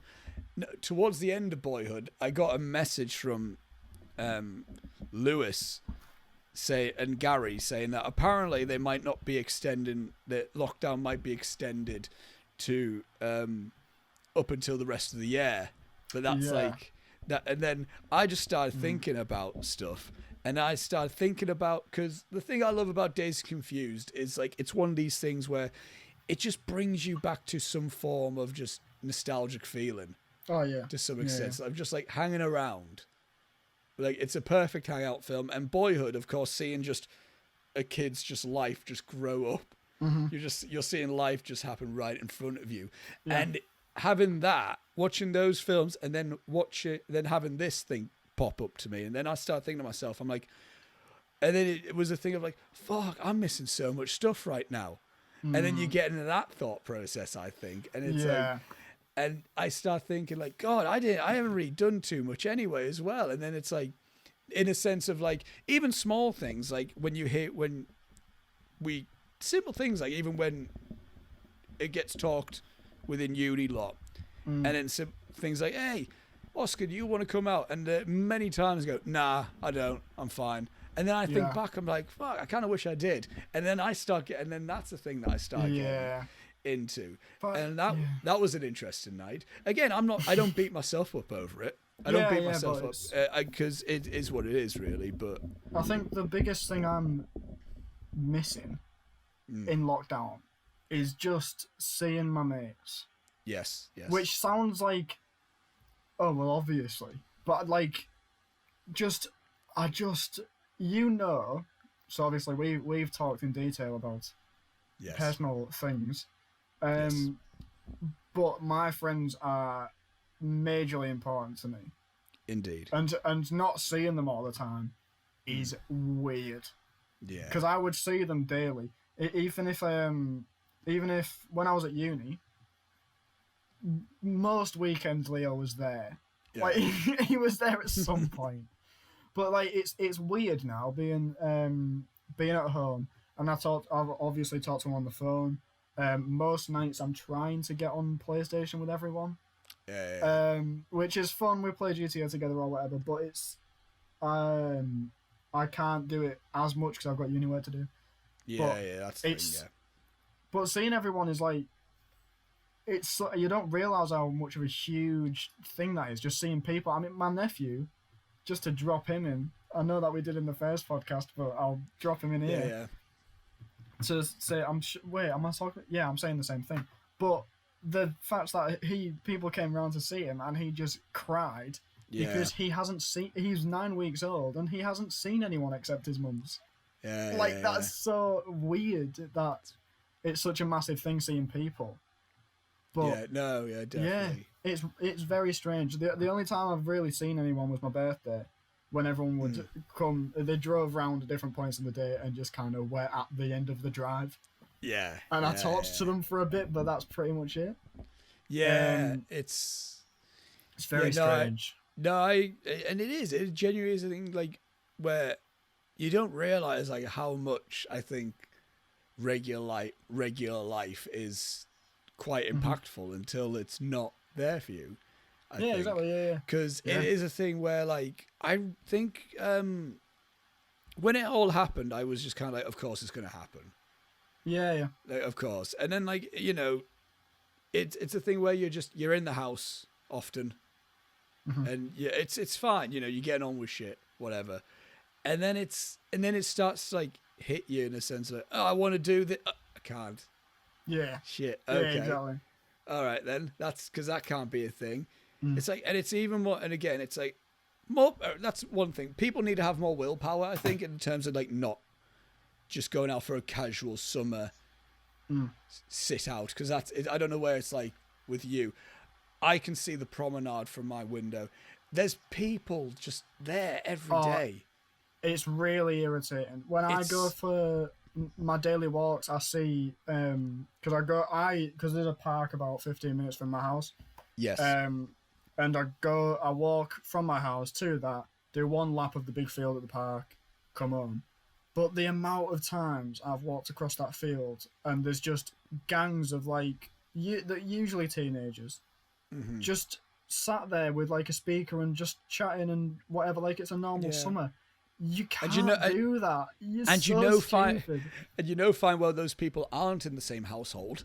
You know exactly. Yeah. So I'm just looking at. I'm like, what are you doing? Do you not understand how severe this is? There's right. A friend of mine sent me in another group chat. She sent a video, not a video, a screenshot of something earlier today that I saw, and I was like, what even? And apparently, there are people organising a mass gathering at London Hyde Park on the 16th of May. And I'm going to read it to you, Robbie, in terms of what this thing says. UK mass gathering, London Hyde Park, Saturday, 16th of May, 2020, at 12 p.m. Join the UK freedom movement and be a part of the largest mass gathering since the lockdown. We say no to the coronavirus bill, no to mandatory vaccines, no to the new normal, and no to the unlawful lockdown. Now, I'm not going to get into the whole political things of it because I'm not educated enough for that, but that's a genuine thing. And that's crazy to me. Mental. Yeah. So you're telling me that is the people that think that the coronavirus isn't a thing? And I think so. That is mental. It's ridiculous. It's absolutely ridiculous. How at this point? I mean, it's just kind of selfish, really. I mean, it's one of those things where you won't understand how big of an impact it's having on the world until it happens to someone close to you. I think that's definitely something at play. Yeah. But it's just that's crazy. I didn't know that at all. No, like that's information that happened to me like recently, like before I got on Skype with you actually. But that's just crazy, like because why? Just stay. Why would you do that? Just stay, and just. It's going to be longer. That's the only thing that I think 100%. about that. But yeah, that's my point on that. Mm-hmm. But another thing I was curious about in terms of asking you, Robbie. Yeah, go on. You are a fellow writer as well. Yes, to an extent. You like writing scripts, mate. I love I'm not being scripts. I'm not being funny, right? Mm-hmm. How many just random projects have you got on Celtics? Oh, mate, hang on. I'll genuinely count them. I'll count them. I've seen when you've showed me the page of like the scripts that you've written. I don't know in what stages any of them are at, but yeah, but of what you've actually written, it's crazy. Because I get bored. I start doing something and then I go, oh, I'm kind of bored of this. I'll start doing something else, and then I've got. Right, let's go into the screenplays folder. 3, 4, 5, 6, 7, 8, 9. 13 at the minute. Which is quite Which mental. is stupid. There's no need. No, it's not at all, because it's like if you want to get into the business, you need to be able to write. You need to be able to have loads. And because from what I've heard, apparently the situation within all that is like if you had one good script in, people would look and be like, okay, what else have you got? So if you only have one good thing, then as far as they're aware, oh, you're just a fluke. They need to know you're reliable. What specific things do you like writing? Because I don't think I've ever really asked as such. So that is such an interesting question. Right, okay. So, right. Nice. So, that's such a hard question. I like writing things that are me. You know, so there was a point in my life, because I found a lot of my scripts are entirely kind of like dependent on where I'm at in life at the time. Yes. So here's a funny thing. I finished my first feature script last year. The first draft of my first feature. Is that the one that you've sent me? Yes. Yeah. I finished that last year as my first draft of the first feature, which I started working on that feature script when I was 15 years old.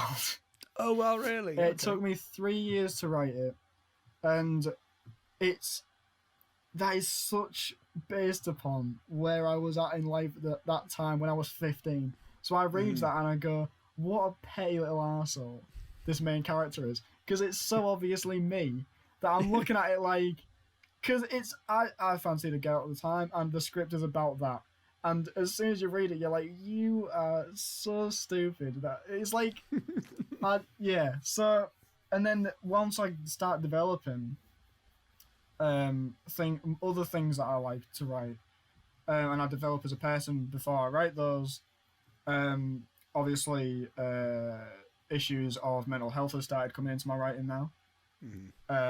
After that whole debacle, which which I don't think we need to talk about, but okay, there you go. Yeah. Well, I don't care about talking about it. I will talk about it if you want me to.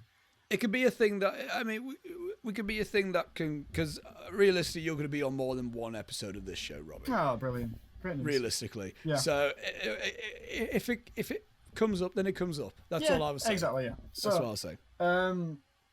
So that started to work its way in. But I'm finding now I am very much starting to try and get my own style in terms of writing. So I feel like that's something that's very important.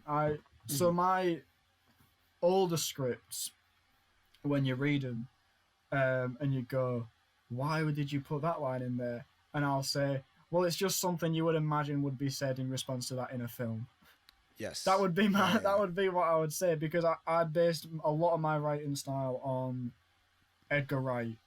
Like a lot of it is on those Cornetto trilogy movies and whatever. And so that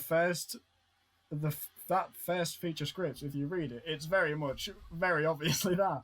I'm a few pages in, and it's very obviously that.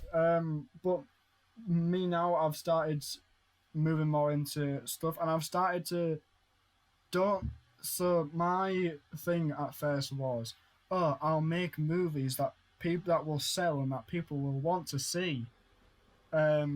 And that's not how you should think about it at all. If I have any advice for people that are trying to start writing and stuff, don't write stuff that you think other people would like. Write stuff that you like, because otherwise there's no point.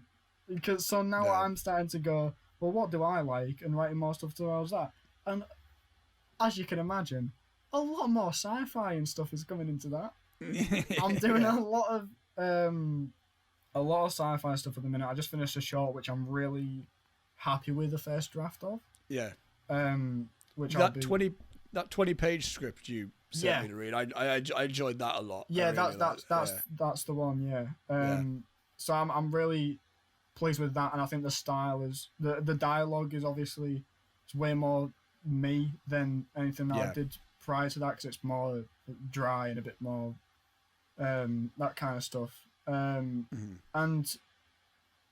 yeah, I think I just get a kick now in terms of writing, and going back to the original question of what do I like to write about, it's now getting more to just things that I like. You know, I like weird shit. That's my thing. If something's different, awesome, mate. I'm a very big fan of Rick and Morty. Okay, yeah. It's mint. I haven't been very impressed with the new season, I will say that. But, you know, it's like things like that which are just so out there and so ridiculous. Yeah. I love that.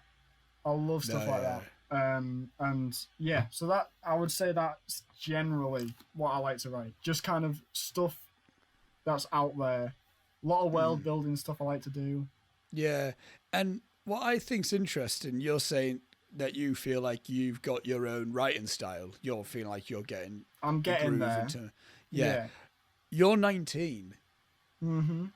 I think that's really cool that you've got you feel like you're getting that there, because I didn't start writing as early on as you. I knew I wanted to do filmmaking when I was 15. I hated the idea of writing, so that's why a lot of the earlier shorts that I did, they weren't really scripted. They were just, we had cameras and then we shot the thing. And then like Gary and I did a load of shots where we didn't even know how the thing was going to end when we started filming it, so we just did some stuff like that. And it wasn't until I saw Midnight in Paris in the cinema, and that's when I was like, oh, writing. And then I mean, it helps that film is about that film's about a writer anyway. And that's when that started like getting interested to me. But even then, I didn't feel like I didn't like really develop a writing style, if anything, because a friend of mine and frequent collaborator at the time, Will, he was more of the writer guy, and so we would come up with concepts and he would write the script and I would direct something. Like that that would have been the plan. So my ideas have always been developed, but even when I was 20, I wasn't even thinking about having a writing style, and it wasn't until 2019, so last year, when I wrote Untitled, and that was the first proper thing that I felt like I wrote, and that's me at 23 going on 24. Right, like, and only now I feel, and I mean recently within getting praise for my writing within uni, I feel like I'm starting to get a grasp on what I like to write about. I would definitely say. I mean, I would definitely say I wouldn't even say starting. I would say you have your own style. In that, I've read a couple of your scripts now, and I don't know if it's just because I know you as a person or what, but it's very evidently an Oscar Fitchett script. Hello there. So this is Oscar from after the podcast has been recorded. At this point of the podcast, Robbie had to come off to do something, so there was a bit of a break in between part 1 and part 2, but instead of just a bit of silence, I want to just take this moment to tell everyone where you can actually watch the podcast / listen to the podcast. If you are watching this podcast, you are watching it through the YouTube channel of mine. Again, all these links will be in the description below, but also you can officially listen to the podcast not only on Spotify, but also Anchor, Breaker, Google Podcasts, Pocket Casts, and Radio Public. That is where you can listen to And We're Rolling. I would also like to say, just remind everyone that Robbie has his own podcast as well. And once he has that episode uploaded online, a link will be in the description below, or where the link in the description of the YouTube video or the Spotify link. When Robbie's podcast is available, you can see it in the link. You can listen to it, shall I say, in the link down below. And also one more thing to preface here. As you could also tell, that my camera went off, so video recording stopped at a certain point. And for the rest of the podcast, there will be no video because my memory card was filled to its capacity. If you're listening to this on Spotify or any other podcast site, it doesn't matter. You're just going to continue listening to it. But if you're watching it, the rest of it's just going to be purely audio. But it's still the same old fun that Robbie and I have so far been having. So I will leave it to the rest of the show. Enjoy the rest of the episode where Robbie and I discuss more wonderful things. So that happened. Yeah, sorry about that. It's fine. first two episodes of And We're Rolling, and I'm already breaking the first rule, and that's editing out. Cut. But it is what it is. Yeah. And also, I've lost footage from the I've run out of memory space on my camera. Mm-hmm. So the last bit of this is going to be purely audio, which is fine. Whatever. Yeah. It's okay. If you've got a problem, keep to yourself. Don't bother. Yeah, exactly. As I was saying, what I find interesting about directors that seem to have a very distinct style, they're not trying to make the films in a sense of like the biggest example is Wes Anderson, who has a very stiff, definitive style. Yeah. But he has outright said himself that he's not looking to make a film thinking to himself, how can this be Wes Anderson? He just likes how it looks. And he writes how he writes. Mm-hmm. Like there's directors that and as well there's other filmmakers and stuff that look at doing a film and they're not looking to try and make it a style. They're just doing a film that they want to tell. Would like, And that's one thing I've realized is happening with me in a sense. Like I didn't the Muse, the uni film that didn't get finished. Yes. As of yet. Rest in peace for now. Not for long. It'll get brought back. Yeah. It's like the Undertaker. He just keeps getting out from under the ground. Man. He just keeps going. And I didn't like that initial script start off. I would try to make a film noir thing, and then through many of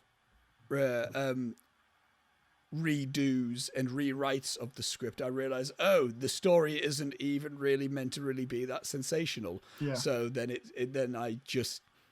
became what it is. And even with this recent script that I've written, which I've mentioned, and I'm not talking too much more about it because it's a little secret. But I'm inviting you to co-write with me, and I just wrote that, and even as I'm writing that, I'm very well aware that I'm writing it just how it's coming from my own mind, but it just feels like something that I would do. Exactly. Like it's like, and I think that's going to be it's just interesting with that certain things, and that's one thing that's one thing that I really hope in the next within the next year of university is that we get to see a Robbie Tweedale directed film. I hope so, man. Because you got the short end of the stick in the sense of and the one time you could have directed something, it just got canned. So and it's genuine thing where I want to see what that would look like, because I've had my chance. I've done it. Mm-hmm. It's awesome. happened. It is what it is. I want to try my go at a play. I want to try have a go at doing a play. I've kind of got a script for a play that's very not complete. Very not complete yet. We've got time at the minute. Yeah, but I've got that in mind of what I want to do. I want to have a go at that. I mean, ideally, I want to get back to directing a film, but I have a feeling that they're like, well, I already did that, so why would I get chosen again? But I don't know what will happen. But again, surprises to link back to your one. Oh, to link back to my podcast. Wow. But that's like I do hope that you get to direct something at some point. I'd love to do that one that I sent you. You know the 20-page one that I sent you. That would be. Oh, I'd love to do that as production too. The only thing with that is like it's like visual effects and stuff, but I think it could be pulled off. I feel like we could do it. It's just a couple of holograms, and I feel it would be alright. No, I definitely love that. I love how no, I would love to see that happen. Thanks, man. And what I don't know, like, and what I have to say about about us two to like bring it to that, because what I find really mental is we've known each other for less than a year, literally less than a year. We've known each other. We've only, I would say we only started really becoming like, because we've always been mates since uni. I think it's safe to say that. Yeah. But we're I getting think to know each other properly. It's been since after Christmas. I think it's been since after the Christmas break then, and I just it's like how you briefly mentioned in your previous podcast about how you said how what surprises you about me is the fact of how much we have in common and what we we have similar thought processes and stuff. Yeah, and very much so. Yeah. And I just think that's a really interesting dynamic within that, because there's nothing to say that we should be on similar wavelengths on mostly anything. There's no no, that's true. Link. Yeah. There's no. We didn't grow up in the same area. Nope. We're not the same age. Nope. We've had different experiences in a lot of certain points in life and stuff. I would say the mates that you have outside of uni are different to the mates that I have outside uni. Yeah. That there isn't really any, there shouldn't really be any link there. But I think that it's exciting to actually, in any form of creativity field, to like also have someone else that you seem to just click on. Yeah, exactly. To click with. And it's just, and it's this script that I came up with, and I knew I wanted to have someone else write it with me, and I didn't even have to think. I thought, oh, Robbie. Yeah. Well, I mean, we talked about it. We talked about doing a script together before. Like in the past, we talked about it. Yeah. When we were on the news. And I'd always been really interested in doing it, because I've never co-written anything with anyone. I've always written stuff on my own, which is good and bad. I would say, because it's good in the sense of, you know, you enjoy writing your stories and you write your own stories and all this kind of stuff. It's bad in the sense that if I have a lack of motivation, and I was like, oh, I can't really be out today, there's no one to go, well, fucking do it, come on. Yeah. You know? Yeah, no, yeah, because one other thing I've discovered about writing by yourself, you usually get to a first draft and you're usually happy with that right off the bat. Oh, yeah. Most of the time you're like, right, that's how that is. This is the film. This is exactly what it is. And then that kind of makes it even more difficult when you hear some people look through it, go and just kind of rip it. And exactly, not even necessarily rip it apart, but just be like, but why this, why that, what's the point? Yeah. And then it feels so devastating because writing is a very personal thing in the sense of like you're putting even if it's not a personal story, even if it is a big epic sci-fi tale, just for example. But you're putting so much of yourself out there. But yeah, because that's coming from your mind. Even if someone looks at that and goes like, well, that's a bit stupid, then you feel almost personally attacked for it. Yeah, Whereas like, I also find like if you're writing together with someone, it's almost like that's the process happening right there and then. Yeah. Because in the sense of like, because again, the script that's written so far, I just written a first draft and then we're going to be bouncing ideas off each other through the years and see what comes from it. But what's going to happen through that, it's going to be, we're going to just be generally chit-chatting. The random stuff that's going to come from my mind, I'm going to say out loud. And if it sounds stupid, you're going to say, why the fuck would that happen? Yeah. As opposed to the stuff coming from my mind instantly on the page. And then it's there. It's on the page. It's stuck there. Whereas whereas I think collaborating with someone in that sense does really, you're going through all that process as you're writing it, I think, through the, and obviously when we get a version of the script that we both written, like another draft, and we show other people it, because I can imagine we're going to end up getting other people's opinions on it, because I love doing that. We're going to have the scenario of people being like, why this? And then if we 100%. Can't, and you need to be, and it's almost kind of reassuring to have someone else alongside doing that, as opposed to just being by yourself and be like, why that? And then you're like, I don't know why. Because I wanted to, I don't know. Yeah. How excited for us to show it to Hutch. Oh God, I don't know how I feel about that. Yeah, exactly. Yeah. He would be the last person I show it to, not because I think he has any bad opinions. I think quite the opposite, but it's scary. Yeah, exactly. Yeah. But I think that. Go on. I was just gonna say in the idea of like drafts and things like that, at the minute I'm about 25, 30 odd pages. You know that the feature that I was on about, the first feature that I wrote? Yes. I'm on the second draft of that, and I'm about 30 pages in. But that's the first second draft I've done of anything ever. Because I'm such one of those people of, I've written it, that's it, it's done, that's the one. You know, it's hard to go, oh, well, because so here's a question for you. I'm flipping the podcast on its head. I'm asking you a question. I'm the host by default, that I'm the one making it, but there's no structure to this. Right. Go on. I'm asking you, how do you go about writing a second draft?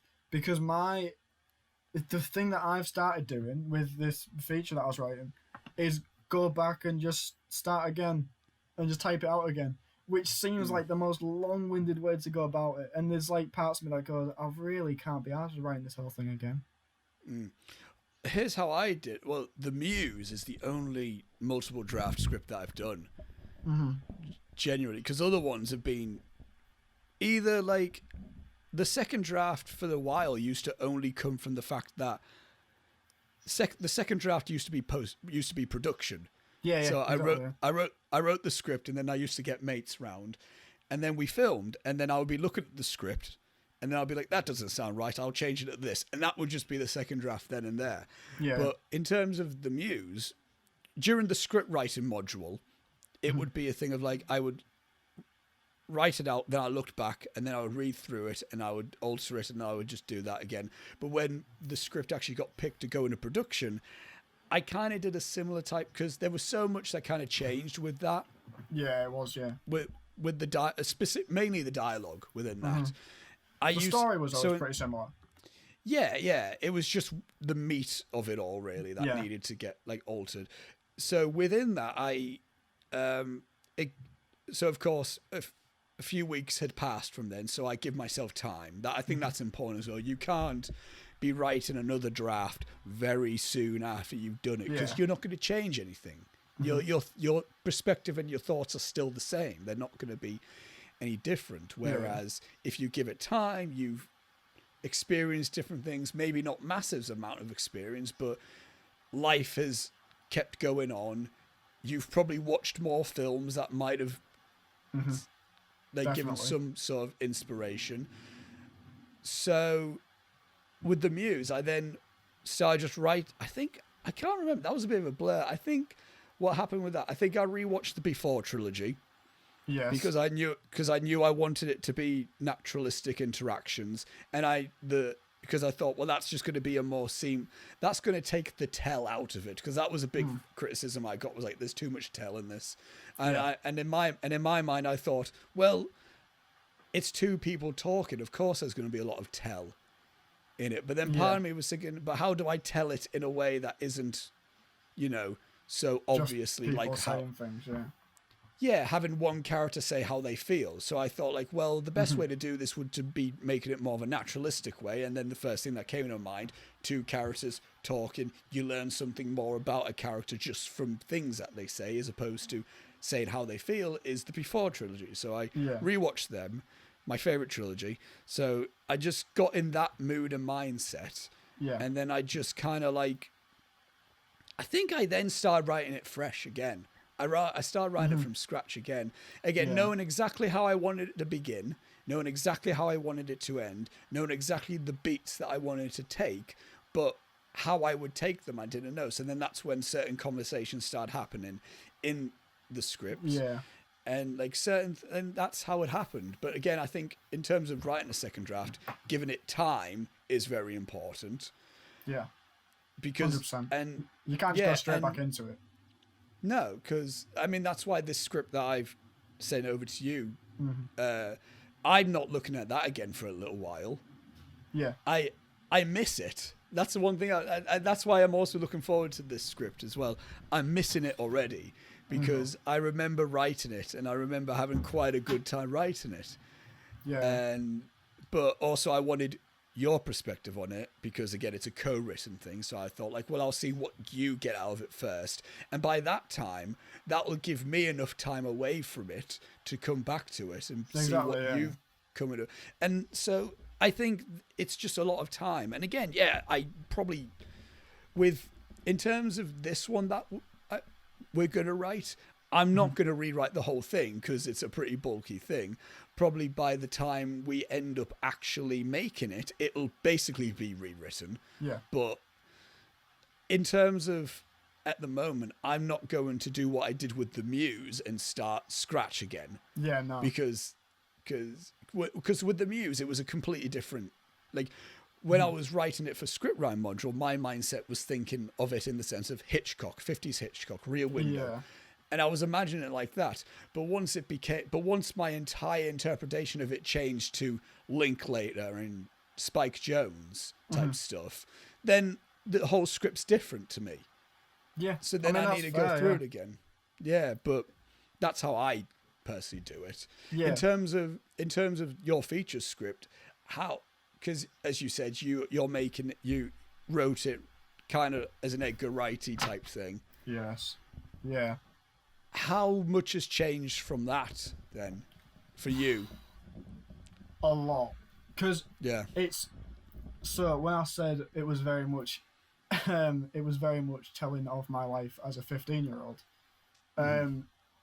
It's at the minute I need a lot of time to rework that script because it's, with it being very telling of me at the age of 15, I've changed a lot since then. And a lot of it I look at and think, oh, just why did I want to tell that story? But also part of that, if you're telling it from that perspective of you as a 15-year-old, I'm not sure if it's still going to, like, if the character is you as a 15-year-old. Yeah, sure.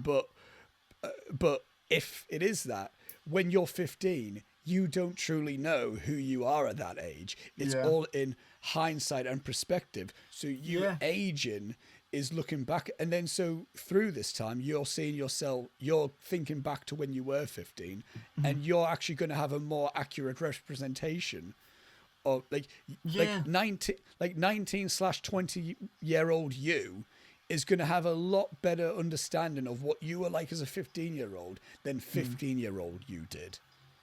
I mean, that's an interesting way of looking at it.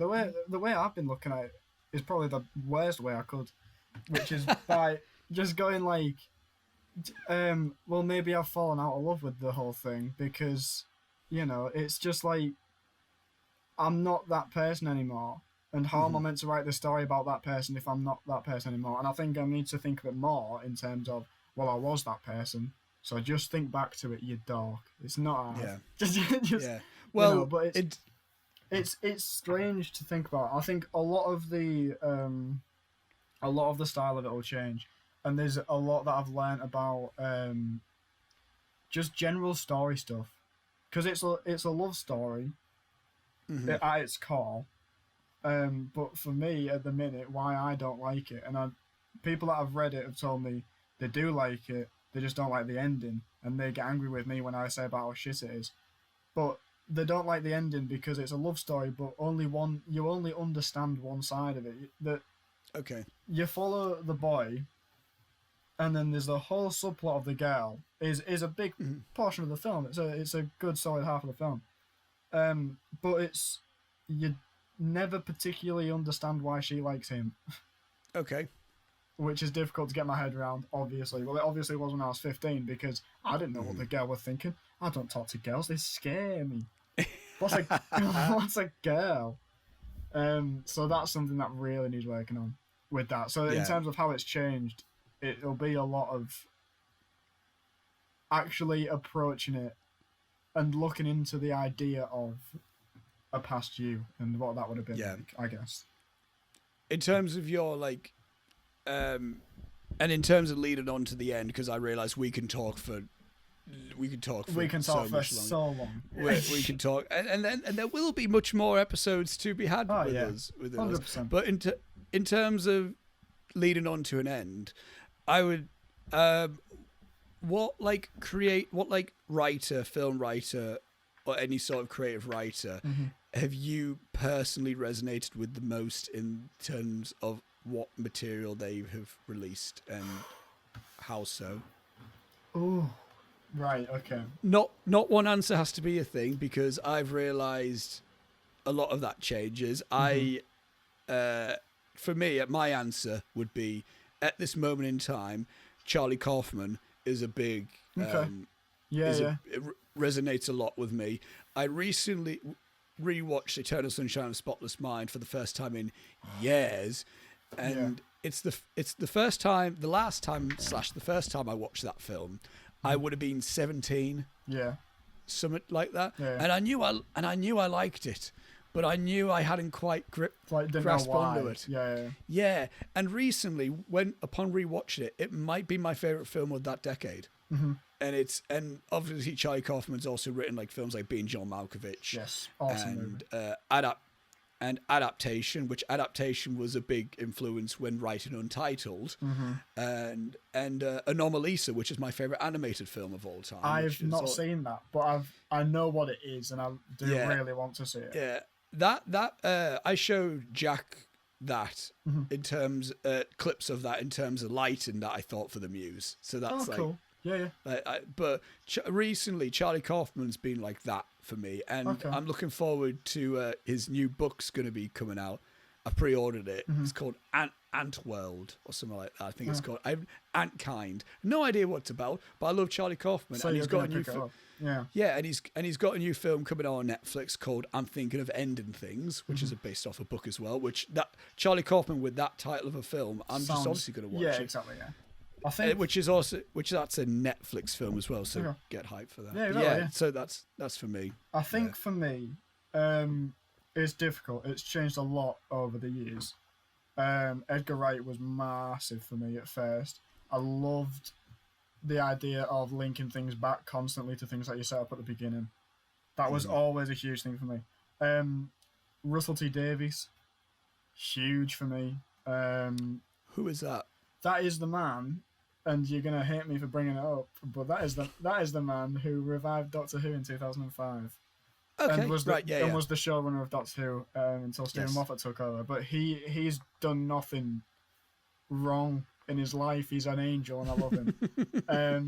I love Russell T Davies. Everything he's done. He did one of his recent shows was called Years and Years. Okay, and that is really interesting. If you haven't seen it, it follows a family and every episode skips a few years into the future. Okay. And just see a new government shift, and then the UK start to fall into a kind of dystopia thing. And it's a very sci-fi thing, but it's very much just about the core family, and it's about their relationships and their dynamics. It's really good stuff. But I'd say one that resonated with me in terms of I haven't had anything like media-wise resonate with me in this way in probably my whole life, was Tom King, who is not a film writer or a TV writer or whatever. He's a comic book writer. Yeah. He is actually working on a movie with someone, the woman that did Wrinkle in Time, and I can't remember what she's called. Ava DuVernay. That's the one. She's they're doing a New Gods movie together, which is a DC thing, so that's pretty cool. But okay. Tom King wrote Mr. Miracle. I've got it there. Which you have right. You have my copy right there because I've lent it to you because it's that awesome. Mr. Miracle is my favorite comic of all time. I'm pretty certain. And Spider-Man, obviously, as you know, favorite comic book character of all time, and favorite probably character in any media of all time. Yeah. But that Mr. Miracle 2017 run that was written by Tom King and Mitch Gerads, I think. I think he did. I can't remember if he's a co-writer or an artist. I'm really sorry. But it's amazing. It's immense. It's like it follows a superhero, who it's heavily implied. I'm gonna get real comic booky now. It's heavily implied that he's fallen to the anti-life equation, which is an equation where if you know it, you start going insane and stuff. It's heavily implied, but you never know if he's fallen to that or not, and he's just really upset the whole time, and it's following this guy, and it's the most human superhero story I've ever seen, and you never know if it's that he's fallen to this way out there sci-fi concept of the anti-life equation, or if he's just depressed like people get.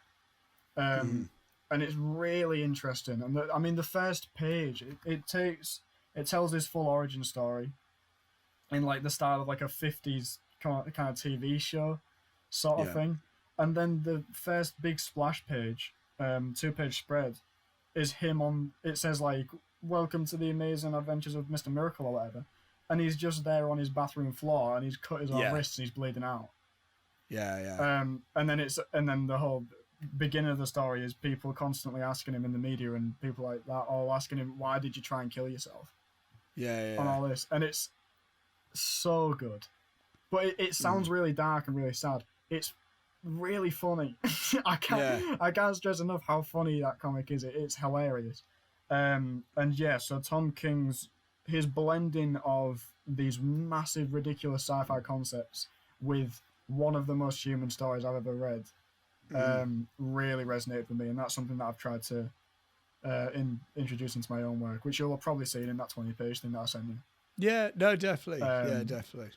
But yeah, I'd say that probably Tom King at the minute, but then also Russell T Davies, Edgar Wright, Nick Park was a big one for me for Wallace and Gromit. Okay. Love Nick Park. Things like that. Yeah. Sam Raimi, Sweet. But that's more in directing. Spielberg is more in directing as well, but yeah. For writers, those ones. No, sweet. Yeah. And what I'm going to recommend to you, Robbie. Go on. Because I recently read a comic book, which might be my favorite comic book, but I don't know. I still need to make that choice if I do feel that way about it. Yes. It's an Image. It's from Image Comics. Okay. And it's called Alex and Ada. And it's a comic book about it's set, I don't know what year it's set. It's set in the future though. Okay. It's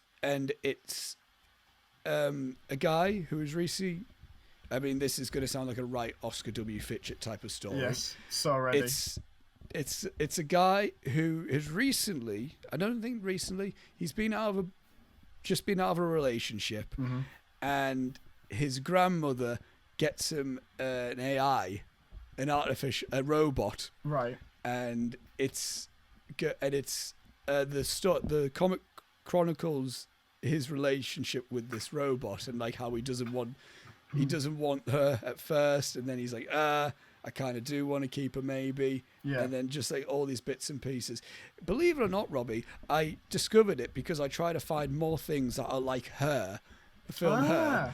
So and it's a long it might have helped because because I don't know how you read stuff. I like to have music in the background to some extent. I like instrumental stuff, and I was listening to the Her score as I was reading the comic, and it just really mashes well. Yeah, and I know the complete collection is on Amazon. So, but that's one thing I'll recommend to you, and I think you would like it in a sense. Yeah. Within that, because there are a few humorous things. It's got some good comedic moments in it, and it's got some really heavy drama stuff in it. There's a moment that happens in one of the last volumes that just genuinely gave me chills, and I don't really get chills when reading. So I'll have a look into that, because I've just recently run out of comic books to read, because I've finished what Julia got me for my birthday, which was well cool. Right, I'm gonna plug this as well. Go on. Spider-Man Life Story. So, I know that I sound like a big old goofy nerd, dork guy saying Spider-Man's the best, but also Spider-Man's the best, right? This comic is like a really interesting concept to me. They've taken Spider-Man and they've got all the important things that happened throughout the character's history. So, Gwen dying, Norman Osborn with the Green Goblin, Harry turning to drugs, him getting with MJ, all that kind of stuff. But they've obviously the Marvel Universe, the chronology of it is like, it's been like 10 years or something. Like, people don't age. Peter Parker's only like, he's like 20, and when he started he was like 15, so it's not, you know. But this comic explores it as if, what if he aged with time? And so it's split into like 5 portions, and the first bit is in the 60s, the 70s, 80s, 90s, and the 90s. And it's so good. And by the end of it, Peter Parker's like 70. I won't spoil what happens. But neat. Like, that's cool. It's really cool. And so you see, like, in the 60s, there's the Vietnam War's happening, and you see how different superheroes are reacting to Vietnam. Iron Man's gone to fight in Vietnam. People are constantly asking Captain America if he's going to fight, and Spider-Man and Captain America meet up, and Captain America says to him, "I've literally just been unfrozen from fighting in a war, and I don't want to go and do another one." And then by the end of that issue, you find out that he has gone to Vietnam, but it's to save people on both sides. Okay. So he's like a third party, but it's just him. Like, it's just like really interesting little things like that. And you see him age, and you see all the villains age as well. Norman Osborn ends up being, after being the Green Goblin, ends up being this weird little old hermit dude when he gets out of prison and all this kind of stuff. I love that. It's really good. I would very much recommend that. So thank you, Julie, for getting that for my birthday. Cool. It was really cool. Cool. Nice one. Yeah. So there you go. And I've just sent you a link to the comic that I've just been talking about. Awesome. I'll get that through Facebook. But so Robbie, again, we could keep talking, but I don't. I don't want to. I don't want to overstay our welcome in terms of this episode. Oh, it's been lovely.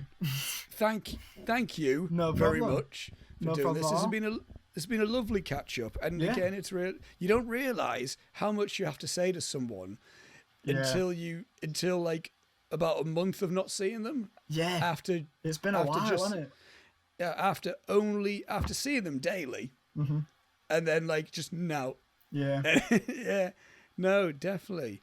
Yeah. Is there anything that you would like to say? Just thank you very much for allowing me to be on. And also thank you very much for being my first guest on my podcast. I'm sure it will help a great deal to have someone to actually be on it. No problem. So yeah, thank you very much for having me. Really. Yeah, and again, if you're watching this on YouTube, you can also listen to it on all podcast devices and everything like that. And if you are listening to this on anything, there's video if you want to check it. Not right now because camera ran out, but doesn't matter. Oh, okay. There is video. Yes. So if you want to go check that out, go forth, do that. Let's give Robbie's podcast a listen to, because this episode is kind of like a sequel to that, and by a sequel, it's just a continuation of us talking. Pretty much, yeah. So, yeah, it's just more of that. But again, there's other stuff that I'm sure we'll get into at other points throughout the whole history of this.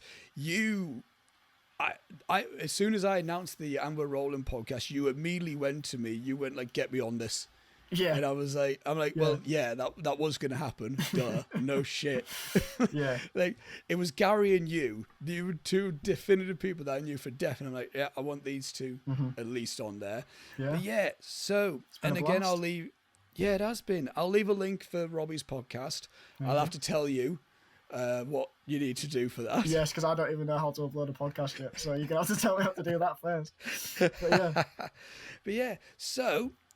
I still haven't figured out a proper way how to end this podcast, because it's not really at all anything else.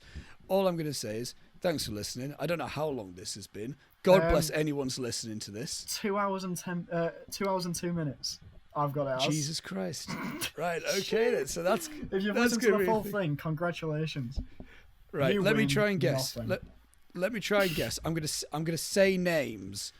And who I think has listened all the way to the end of this. Okay. And if I'm right, these names let me know.